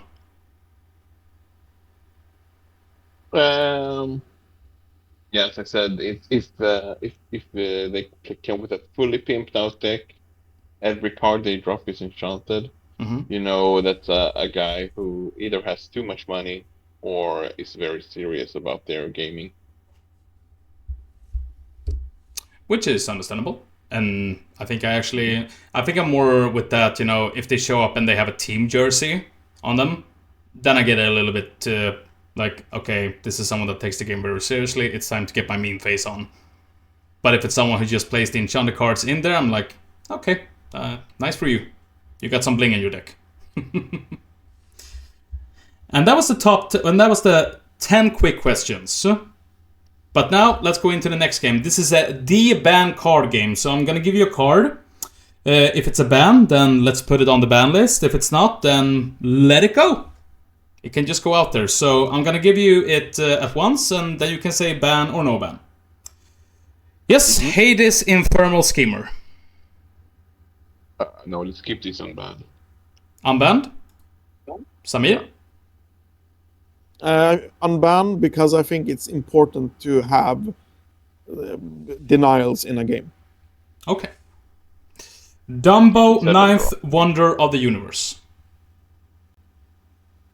Is that the evasive draw card? Yep. I think that should be a ban. That should be a ban. Why? Like, Johan shakes his head there, I can say. He says no. But let's hear Samir explain here now. It's a ban for Samir. I think when one card can define a whole deck, it felt like at that era, like there was so many playing just that deck because of that card. Yeah, it was for one set. I mean, with Fable, it was, what was it, 80% played Blurple? Because of that card. Yeah, but it was because of the rotation. I mean, you see, of course, a lot of purple decks are still playing the card, but it's not as strong as it was. We have some, we have Smash, for example. We have the Horseman Strikes, for example. We have He Hurled His Thunderbolts right now that takes it away. So, in the beginning, I was a little bit intimidated by the card, but then again, also, as you said, it defines a whole evasive deck to draw cards. It's a draw engine. Probably the best one that Amethyst has right now. Yeah, I think it's fine. but yeah, I still say, like, if we had to choose a few cards to get banned, like, that's one of the cards I would look at. Okay, so we put it on the semi-ban ban list there. Let's go over to the next one, and that is Elsa the Fifth Spirit. Unbanned. Unbanned. Yeah, unbanned, but if it's a really good card. It's a really good card, and it's a card that is needed to disrupt the control decks. Yeah. Without also that, there's so many control decks that, so many decks that could, like, we needed something that taps and can attack to disrupt. Yeah. So, no ban there. That's okay. Huh? No ban. Let's go over to probably the most powerful card in the whole game. Tipo, Growing Sun. I miss I think the Sail is finals. better. You missed the finals? No, I missed the finals where the meme, like, you don't want to draw Tipo unless you win. You're in the finals to win the game. Yep, 2 Tipos win the game. I didn't so, see but finals either because we were playing set champs at the yeah, but I would say unbanned. unbanned. Yeah, if you're There's gonna so many- ban one of the ramp cards in Lorcana, it has to be Sail because a ramp card you should be punished for drawing it late game, but drawing a Sail late game doesn't punish you because at that point you have so much ink, so you can just cycle the card. Mm-hmm. Yeah, just one step ahead. It's like the similar card, but just worse. One jump ahead. Yeah, one jump ahead. Yeah. Because And with one the jump whole ahead thing- is a lot worse because it isn't inkable. Sail is inkable. It draws you a card. Yeah, but it's insanely overpowered. I think the whole thing is what you're saying. Like it lets you draw a card. So if you draw it late game, you don't get punished. Any other ramp, you sort of get punished, except for like Cinderella, but you don't get like sure you get you get to ramp late game, but you get a kind of weak body on the board that can do stuff if you play other print. But she's also a 4-drop. I mean, like for the turn 2 ramps, Veil is by far the most. Yeah, but I'm thinking like turn 12, you draw you have no hand, you draw one card, you draw set sail. Oh, okay, I can get another card. It just washes your deck. It makes your deck one card slimmer. Yeah, that is too strong for a ramp card, in my opinion. But Teep, at least he's going on the unbanned list. He's fair enough. Teepo is fair. Teep is fair. Yeah. Daisy Donald State. I think the aggro deck needs more help. So I mean, a lot of people that plays Daisy doesn't know. Like sometimes it actually helps the control deck when they play Daisy. Like when it's not turn 1 or 2, they play it later. It actually helps them get more dudes out. So I would say I think Daisy is a very balanced card now. At the moment. Okay. Yeah, at the moment, sure, but when it came, I remember it being a 1/4 was kind of insane. It took so long to take it out. Yeah, I want to say I'm a bit skewed because when it came, I played tempo deck with Jafar with foxes, and foxes basically just annihilated Daisy. So I didn't have that hard time with her. So unban on. Fine. It's fine. Yeah. We're not gonna ban any cards. Do you see a pattern here? Yeah, we have one ban already. Dumbo here, 9th Wonder Universe. Next one is Maui Half Shark. No one plays Half Shark anymore.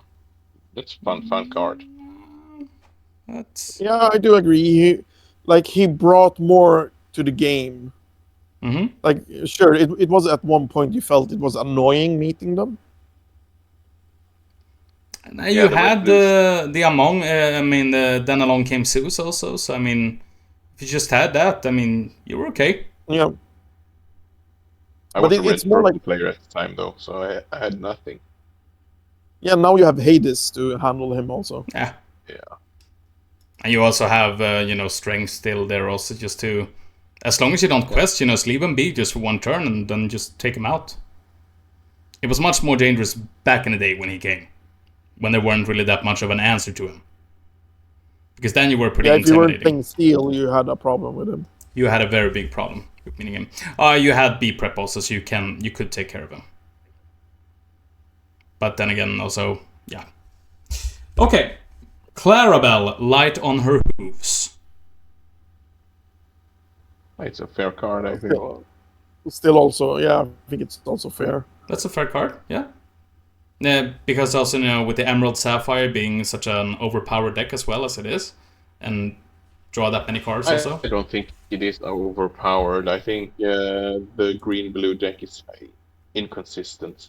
Now the deck went and won DLC, and I haven't seen the matches, but I still think green-blue is the kind of an inconsistent deck. And when they get enough, when they can, you're welcome, and make you draw a new whole hand, and they have Clarabelle. Sure, it feels unfair, but most of the time they just don't. Mm-hmm. Would you say that it's a more of a luck type of deck, because you need some pretty good luck and also some pretty good curves with it? Also, luck is a high roll deck. It's a high roll deck. When it is good, it's very good. When it's not good, it's not very good. No. It's not consistent. Is what I mean. Which it's is not that it's more luck based. You have to be a skilled player to maneuver it, but yeah. It's not a deck that I would recommend a beginner to try. It's not consistent enough for me to play. No, that's fair enough. We have one card left then. This is Tinkerbell, Giant Fairy. Unbanned. Unbanned. Yeah, it's fair. It's fair. Yeah. She played a very key role to counter. Yep. And I mean, she's not that great anymore. Nope. She's annoying, in just my opinion. She's just annoying. She just sits there. But then again, could be easily taken out. It's not that dangerous. Just you don't have to just be greedy with the questing and everything. I like Tinkerbell because she fits a role, and when she's needed, she's very good. But she's also inkable. So, and that's one part I love about Lorcana is you can put in these cards, like you can put in a 2 of this Tinkerbell, and if you're in a matchup where you don't need her, you just ink her. Yeah. So the inkables is kind of like a sideboard, kind of. Yeah. You can put in some 1 and 2 offs. And from my experience in the card game, like it's been very important to be able to be flexible, since like most other card games has a form of sideboard where you can kind of manipulate how your deck matches your opponents. So having like a Tinkerbell that she can quest, she's a 4/5, and she has her ability that's nice. And like Johan said, like if you draw her early, you can just ink her. So I think it's a good toolkit in your deck if you're playing Steel. Yeah. That's mainly how I see her too. She's a tool. And if the opponent gets too greedy, then you can easily take them out with it. Because she hits for 4, right? And then she does 2 damage to chosen other character. Yeah. And that's you stop the aggro decks from questing and yeah. You gain some little bit of control at least. Yeah. And she can sing a whole new world. That's it. Thank God that we don't have that card anymore. Yeah, so really there. The banned card game. Not that many bans. Just a semi-ban there on Dumbo, Ninth Wonder of the World from Samir. But then again. Now we have one game left, and this is the top 5 list. And I told you, Samir, in the beginning of the interview that we had type of similar game taste like that. This is the top 5 Square Enix game edition. So I'm gonna give you a game. Then you're gonna place it out. Then I'm gonna place it out on the top 5 list somewhere, but you can't change your answer after it. So you have to place it out somewhere. Okay? So if you have played the game, then you have played the game. If you have not played the game, then you can pass it over to the next player who maybe has played it. So let's begin with the first one, and that is Hitman Absolution. Is this a trap? Nah, I don't know. Okay, so I need to rank it from 1 to 5, and 1 is the best. One is the best. One is the best. And I think you can also do this 3. together. Like if you have played Hitman Absolution, where would you put this on the list? I have played Hitman 2. You played Hitman 2? Ah, it's a great game. Yeah. But okay then, Samir, Hitman Absolution, where would you put this? Solid 3. Solid 3. It's a very good game. Probably one of the best Hitman games in my opinion. It was one that I stuck with at least. Okay. It's a really good game. Yeah, I agree. Number 2.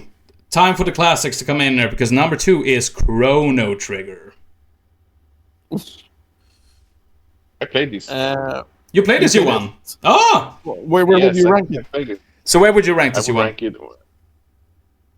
So from 1 to 5, yeah, it's a classic. It's a 1, of course. It's a 1. I would say a 2. Great game. It's a 1. I think you can decide this one. So we set Chrono Trigger to number 1. It has a Frog Warrior in it also. I agree with that. Yeah. Yeah.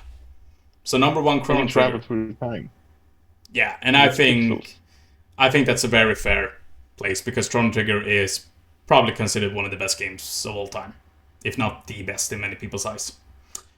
So the next one on the list is Final Fantasy 8. Oh, I would actually put this at a 5. Out of 5. Final Fantasy 8. Johan, have you played Final Fantasy 8? No. No. Then Samir, talk us through. Why is it number 5, Final Fantasy 8? If you look through all the Final Fantasy games I have played, which is like 1, 2, 7, and 8, and X, it is the one that I have feel less like the least feelings for, and I expect there's coming better games. So I'm meal prepping the second place and fourth place to something better. Okay.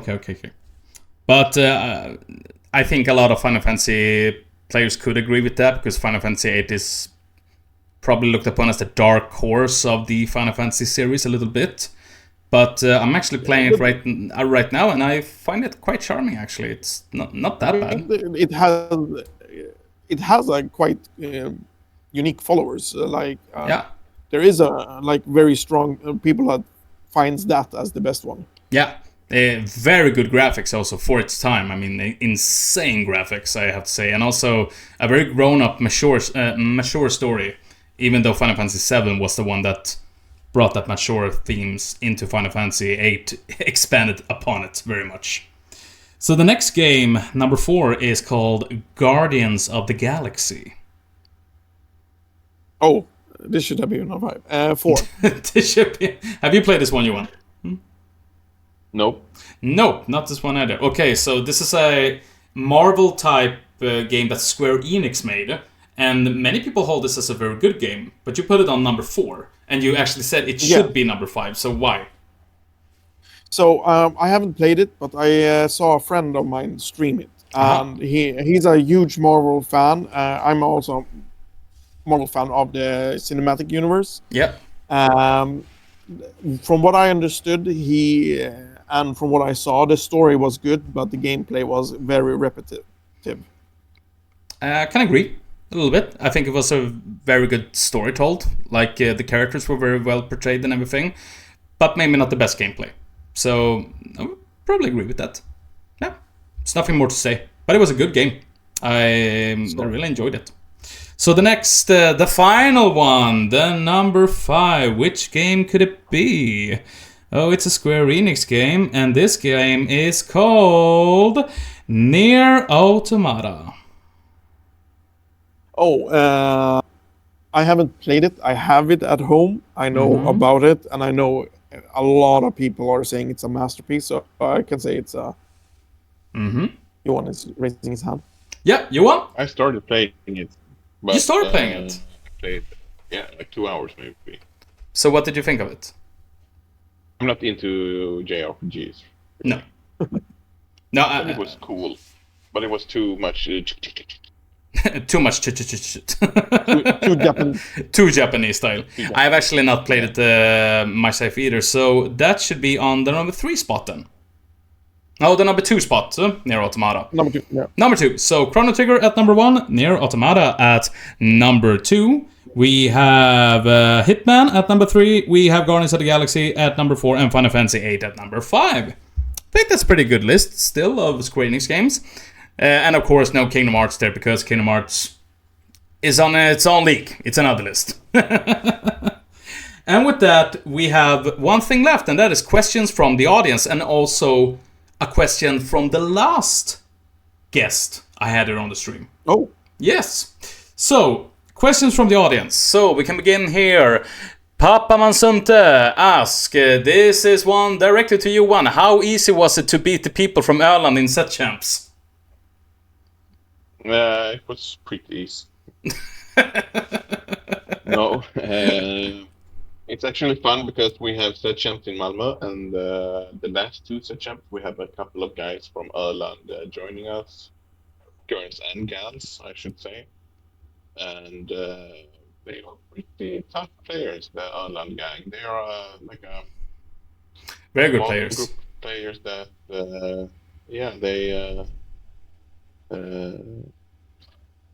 how should I say this in English? But they challenge each other to get better. Yeah. They're like There's a small group of people playing each other a lot, and they get very good. Yeah, I agree. They're usually top in the Swedish tournaments. There's always someone from London in the top cup. You always see someone with an Isle of Quest t-shirt always there up. That is true. Yeah, some of them always top. And it's fun they're joining us. This time I beat Hannes 2 times. So if in the quarterfinals and in the semifinals on the second day. Mm-hmm. And I wouldn't say it was easy. It was fun. It was fun. Swedish Arctic Fox, hello, how is it going? It's going very good. We are right now taking questions from the audience. So if you have any questions for Samir or Johan, just write them out. Just let me know and I will ask them anything. We have the next question here. How do you two view the balance in Lorcana right now? Samir, we can begin with you. Sorry, what was the question? So, how do you view the balance in Lorcana right now? So I haven't been playing this set that much, but from what I've seen, it's been quite a variety of decks. So I think it's pretty good. I've seen Lorcana have some really dips in the balance where there was like earlier we talked like 80% of the same decks being played. But I would pass the question to Johan, who has been playing a lot more than me this set. I would say that in the balance, you say, and then I would say we're at an all-time high in balance in Lorcana. There are so many good, viable decks to play. You can almost just pick a color combination, and there is a good deck for it. Almost, I say.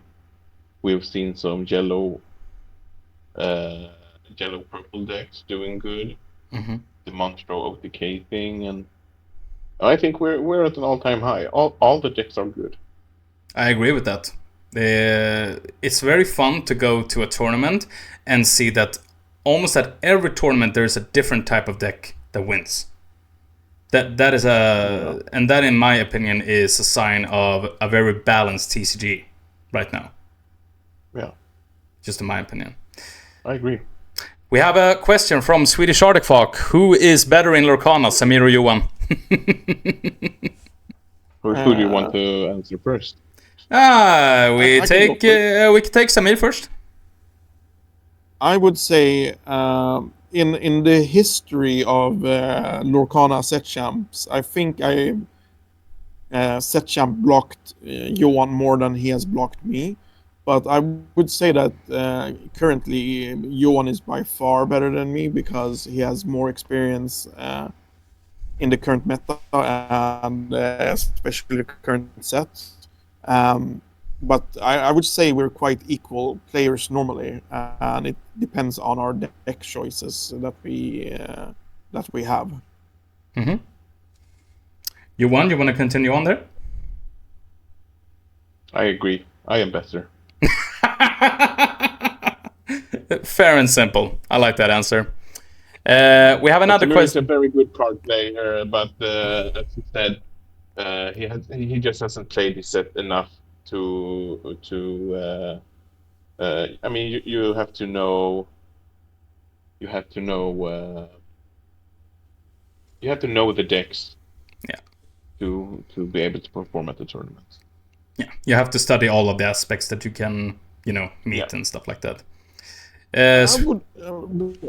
What I was actually interesting was that I picked up the deck from Island of Quest that I've never seen before, and it's managed to get top 8 at least. But it was a pretty small set champ that time, but still fun. Which deck was it? Yeah. Just being a good card player is you can get quite far, but you're never gonna. If you don't know the current meta, you're very handicapped, so to say. Yeah. You're in a disadvantage, you can say, by far. Yeah. Another question here from Swedish Arctic Fox. Johan, are you going to Ghent? I am going to Ghent, yes. You are going to Ghent. Are you going there to play? I'm going there to win, my friend. You're going there to win, my friend, and you will win, my friend. You will. Have you booked your hotel? No, I have not. And We I should haven't do bought plane tickets. Same. We should do that. You are also going to Ghent, Sami. Yeah, I am. I have a competitor ticket, but I'll see if I'm allowed to play or what happens because of personal reasons. Okay. So, when do you guys think we will see cards in Lorcana affecting the power / damage of action / songs, if at all? Plus, would you like to see those cards? I understand what he means. He means like in the So in maybe Hearthstone, there are cards that you can play out that give all damaging actions +1 damage. Okay. I can't remember what it's called. But is it like... But indirect, there already is. Is there? Here, for instance. Yeah, but he mean Spells. But, yes, spells. Songs, actions. Yeah. Yeah, Papa Bamsunte here says exactly like the sorcerer in Hearthstone, he says. I don't know what that is, but you who has more experience. Imagine you play out a character, let's say a Pongo, that you play out, and it gives every spell you play that deals damage deals 1 more damage. So if you play a strength with 3 characters, it deals 4. Ah, so it boosts the action, so to say. Yeah. Ah, yeah. What would you like about that? It's an interesting mechanic. Yeah. If we're gonna see them, probably sometime. What do I think about it? I don't know. I don't play Steel at the moment, so no. The thing is, in Hearthstone, all the classes have cards that deal damage. In Lorcana, it's only Steel that have cards that deal damage. So it would have to be a Steel card then. It won't affect the gameplay as much as it does in Hearthstone. But in Hearthstone, it would work like drawing power would be affected also, right? No. Maybe. Okay, so it doesn't give you like draw I one. can't remember. I haven't played Hearthstone for 10 years. But I think that's a thing that is very possible, and that like Johan said, the only boring thing with it is that it's basically only Steel that will be affected with it then. Yeah, but it's also like with the, for example, now that we for the first time has gotten a card with the new Moana that says when this card is on the board, you can ink stuff from your discard. That is something new that we've never seen before in Lorcana. I mean, a character lets you directly ink, so that means you could play Sail, you can ink a card, then you can draw a card, and then you can ink again from the you can ink, play Sail, draw a card, and then ink Sail from the graveyard again into the inkwell. That is something very different and very, very new. So I think we are probably going to see something like that in the future. And guys, don't be afraid. Ask more questions. Ask more questions here, because the next question is like this. If you could choose to become a Disney character, which one would you choose? Samir, begin with you. I think I haven't seen so much of the Goofy movies, but I feel like the Goofy movies has the most groove. And there won't be like a wicked witch that comes and kills me, so I would go like I would probably join like Max Goof or something like that. A lot of music and songs. Yeah, that's good. Max Goof is a wonderful character, and a Goofy movie probably one of the most underrated Disney movies ever released, in my opinion. So Johan, you could choose one Disney character. If I could choose one, Uncle Scrooge. Uncle Scrooge. I like Maui. Scrooge. I like Maui. Maui, he's a very good character. Yeah. Being a half god and all, having a fish hook is cool. Being able to just live in a hotter climate would be cool. I mean, also being voiced by The Rock is pretty cool also. Would I be voiced by The Rock? No, being voiced by The Rock is pretty cool also. Yeah. But would I be that if I choose Maui? Yeah, you would be the voice by you. The Rock, of course, The Rock would voice you. I mean, You sort of look like The Rock. Wow, this doesn't. But this changes everything. Johan is our Swedish Rock. Not the pike, Gädda from The Sword and the Stone, Johan. I don't even remember the pipe. Yeah, it's No, I would. it looks like a monster almost, like the pike I remember. Which Disney license would you want to see in the future of Lorcana? We can begin with you, Samir. Am I allowed to say like the Ghibli licenses? No, let's keep on more to the traditional Disney ones. So no Kingdom Hearts, no Ghibli, no Star Wars, no Marvel like that, because then we can just, span away. Let's keep to the classic animated. So, okay, can I say it like this then? I would like to see more Darkwing Duck. Yeah, that's okay to say. Since he isn't really officially released yet, so you want to see more of it. No, but the Gizmo Duck is right, and he's from Darkwing Duck, if I remember right. Yeah, it's both from DuckTales and So yeah. Definitely Darkwing Duck. I think like that's so underrated. Like he has so many quotes that could probably be put into like cool actions, and Yeah. when he goes like, "I'm the Terror of the Night. surprise your cereal package," like that would be like an awesome, funny card as an action. We got a new action today, Let's Get Dangerous, which was actually a pretty funny song and funny action, actually. You should look it up later. Johan, if you could choose a Disney franchise, which one would it be? This Christmas, I saw with my family the Coco movie. Oh. And I would like to see some cards from that. And I saw now they just released. They're gonna release some cards. Coco is gonna come to Disney Lorcana along with other Pixar movies. I'm looking forward to that. Otherwise, I'm not really sure. To me, all the movies are already in the game. Okay. But every time they release a new set, I get shocked. The Hunchback of Notre Dame would be... There we go. That was the one I was finally waiting for. Hunchback, of course. We must have a Frollo legendary Amethyst or Ruby card. And we need Hellfire as a song. That is our new board wipe, I think, Hellfire. If I'm gonna be honest. Makes sense. Makes sense. Makes very good sense.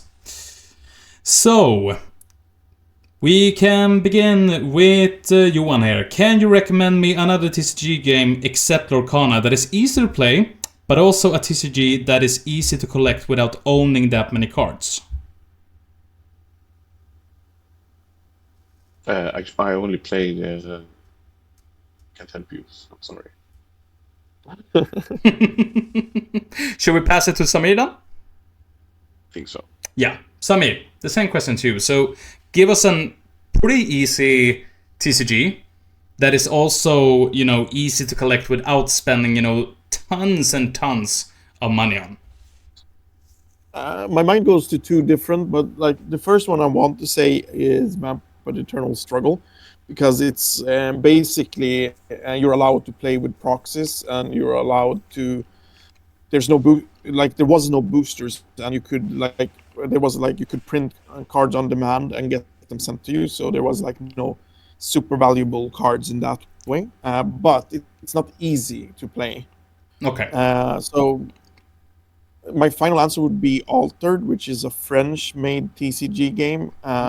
Super friendly, not that hard. It's quite like complex because the same card can have different values. Like you can have exactly the same card, but one costs one more and has two more power and stuff like that, because it's a bit like they have unique cards, but gameplay is easy. It's about you're playing a hero and he has a companion, and they start from one side of the battlefield, and basically there's like 5 cards between them, and each card has 2 segments, and every time you win a fight, you get to move 1 step. Mm-hmm. And every turn is a fight on one on each side, and there's like three different power levels. Like if the terrain is elemental, like earth, grass, or water, I think, depending, and different characters are like different powered in different elements. Yeah. So I would definitely recommend you to look into that. Yeah. It's And pretty. it's not that expensive. Not that expensive either. Yeah, okay. Do you play TCG online like Yu-Gi-Oh, Duel Links, or Gwent? I used to stream Gwent quite a lot, but I stopped because I felt it was such a hard game to do all the calculation, because it's very mathematical, Gwent in the card game version. So I felt like I was so quiet when playing it because I was uber focused. But otherwise, it's basically the Gwent and Hearthstone I played digitally. Yeah. And you won? I played Hearthstone. Yep. I have played some Magic Online. And yeah, that's about it. That's about it. Next one. Do you prefer to play with normal sleeves or art sleeves? You won. I play with normal sleeves because I'm a cheapskate. And Samir? Art sleeves all the way. Awesome. I outer sleeves my sleeves so I can use my art sleeves a lot, and I've also like I get comments like every now and then. Last Saturday I was playing, and there one of the players was like, "Oh, look at his rune sleeves! It's Code Gaze, and look at his deck! It's Persona." So I love art sleeves, and I normally pick up like 5 or 10 different art sleeves when I'm in Tokyo, because in Japan they have so much sleeves that are licensed, and I like to support the different franchises, so I want to play with licensed sleeves and not like homemade sleeves. Mm-hmm. Team Nordic. Can I, as a player applying to join your team, do you intend to start up teams in other TCG games like One Piece or Yu-Gi-Oh? So Yu-Gi-Oh is not on the map. One Piece is, because we have a strong community. So for me at the moment, it will look like we need to have a few players that are locally, so that I can build upon, and then we can take in external, like from Stockholm and different countries in the Nordics. Mm-hmm. And you can absolutely reach out to me if you're interested, and we can look into it. And like, if you are driven yourself, you can of course also help to drive that segment. So if you are like a One Piece player and you are driven, I can help you get some perks from the sponsors we have, and then build upon that. Sounds very good. Yuan, begin with you. Tell us about your best and worst memory from Lorcana related event.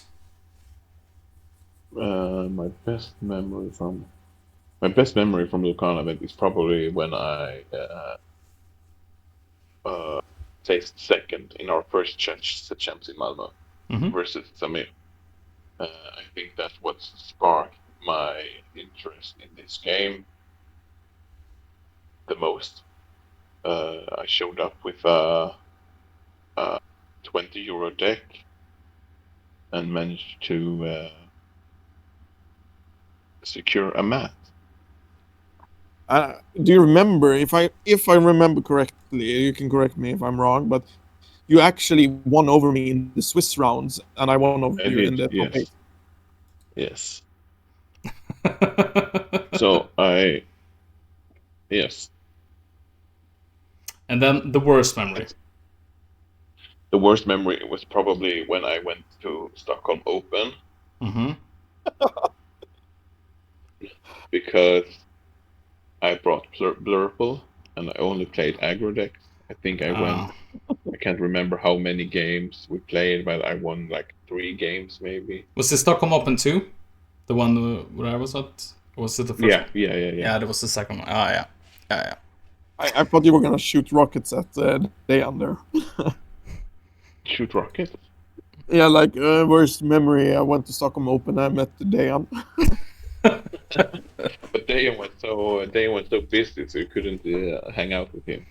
Yeah, we all were working, so we couldn't really see all the games, Yeah. unfortunately. But I did manage to say hello to you before, actually. But that is unfortunate. That's the part of the game sometimes that you show up and you just Yeah. get aggro decks, and it's not fun then, but it's just what to do. What to do.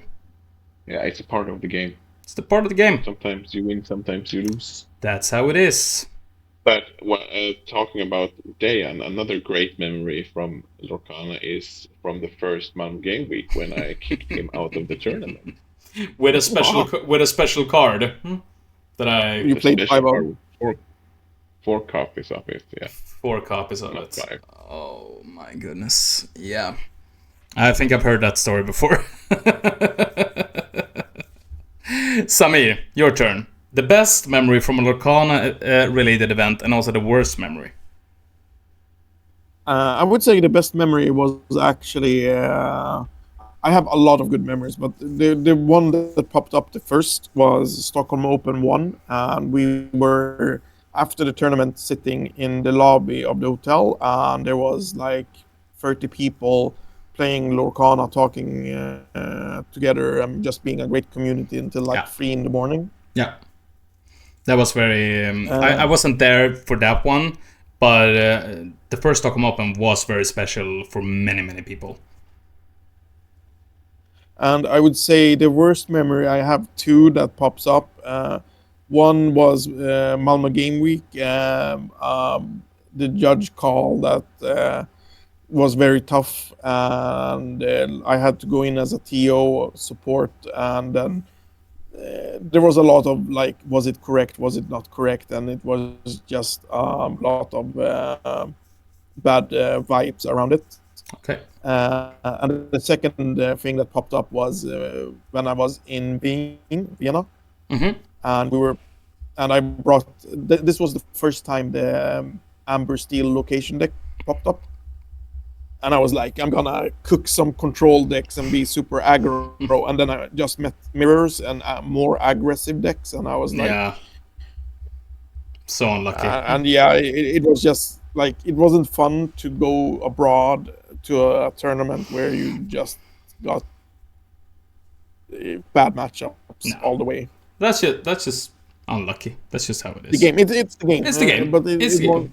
it just left me sour. You know, it wasn't fun. But then we made the best out of it.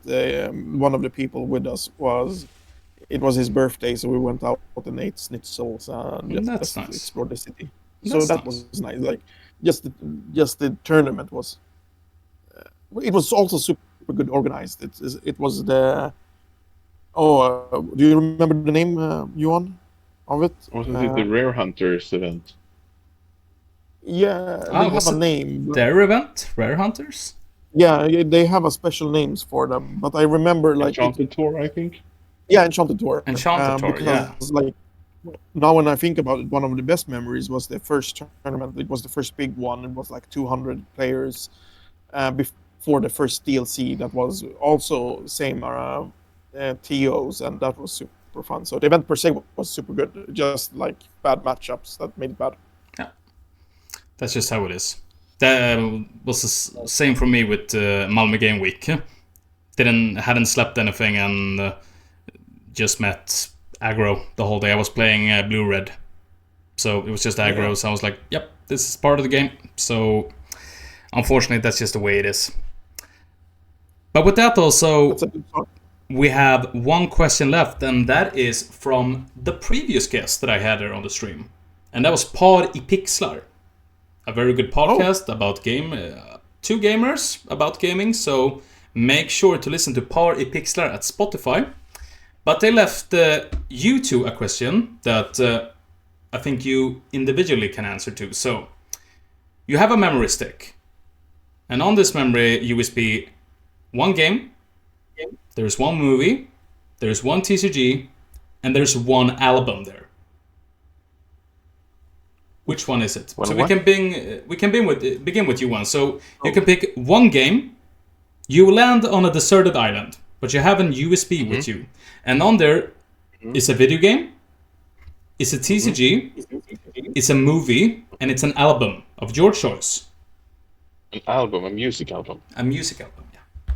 Okay, so TCG. Yeah. Am I alone on this island? Yep. Hold on. Can like if it's a TCG, does he? If I play it, do I have an opponent?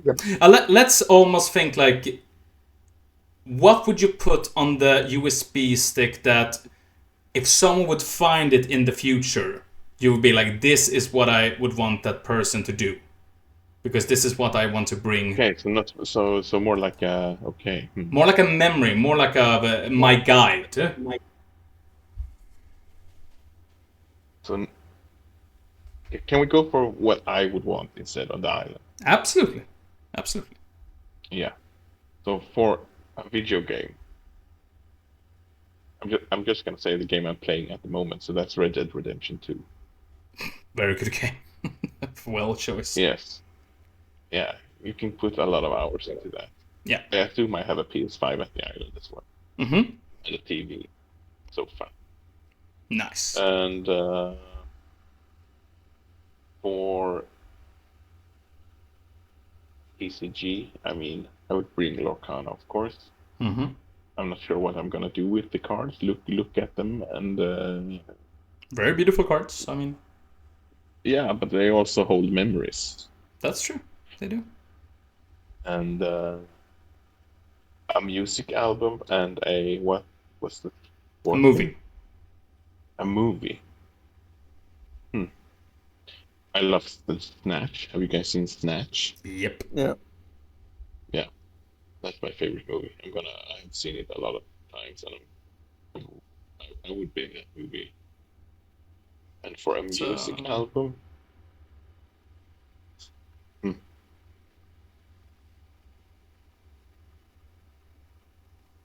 I love a lot of music albums, but if I had to choose just one, it would be Plastic Beach of Gorillaz.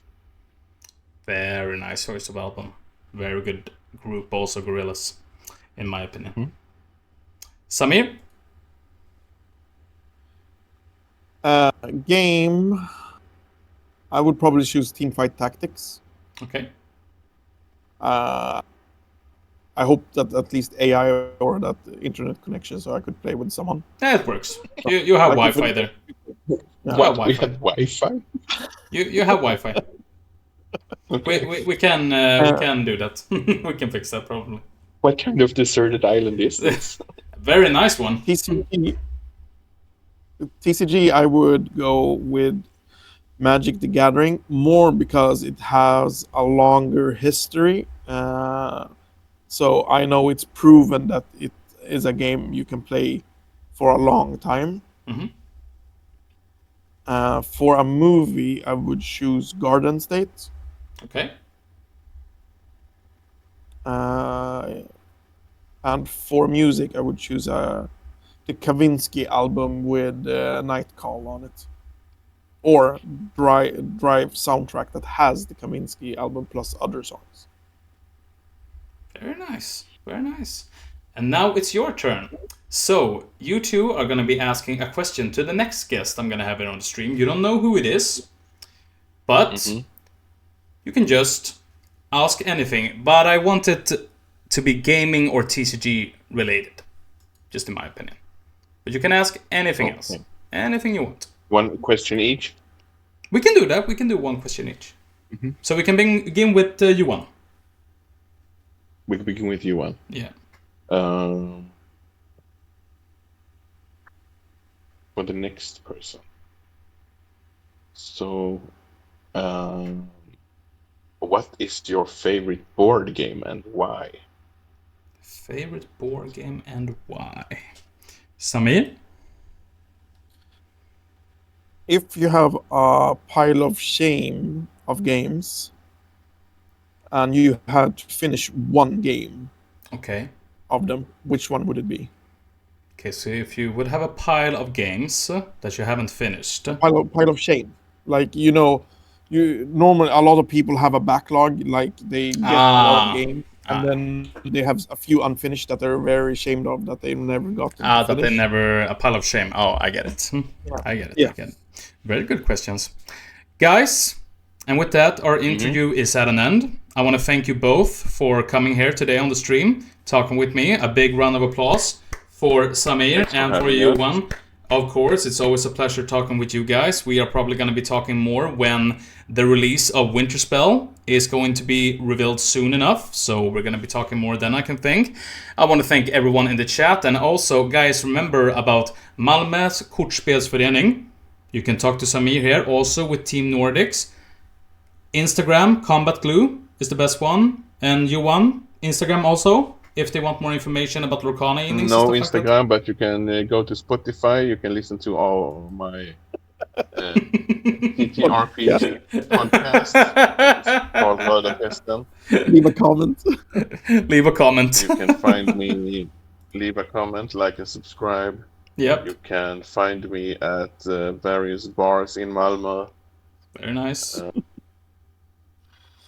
You can also leave a message to me that I send to you on. Yeah, that works also. But with that, guys, we are gonna now end this stream soon. I want you to hang around in the Discord shortly. I will be talking to you after the stream is done. But for now, stream, we are gonna wave goodbye to Samir and Johan. So let's say goodbye to them now. And we will see each other next time. And next time soon. Goodbye. And with that, guys, we are at an end. Thank you so much for watching the stream today. The next stream is going to be on Sunday when we are going to continue the adventure in Kingdom Hearts. And yes, guys, we will be finishing this game this Sunday. We are at an end game. We are going to do the secret bosses. We are going to beat Ansem. I promise you that. We will finish the game this Sunday. I promise you. But guys, until then, I just want to thank Papa Bam Sunte for the follow. Thank you so much. And also for all the fantastic questions.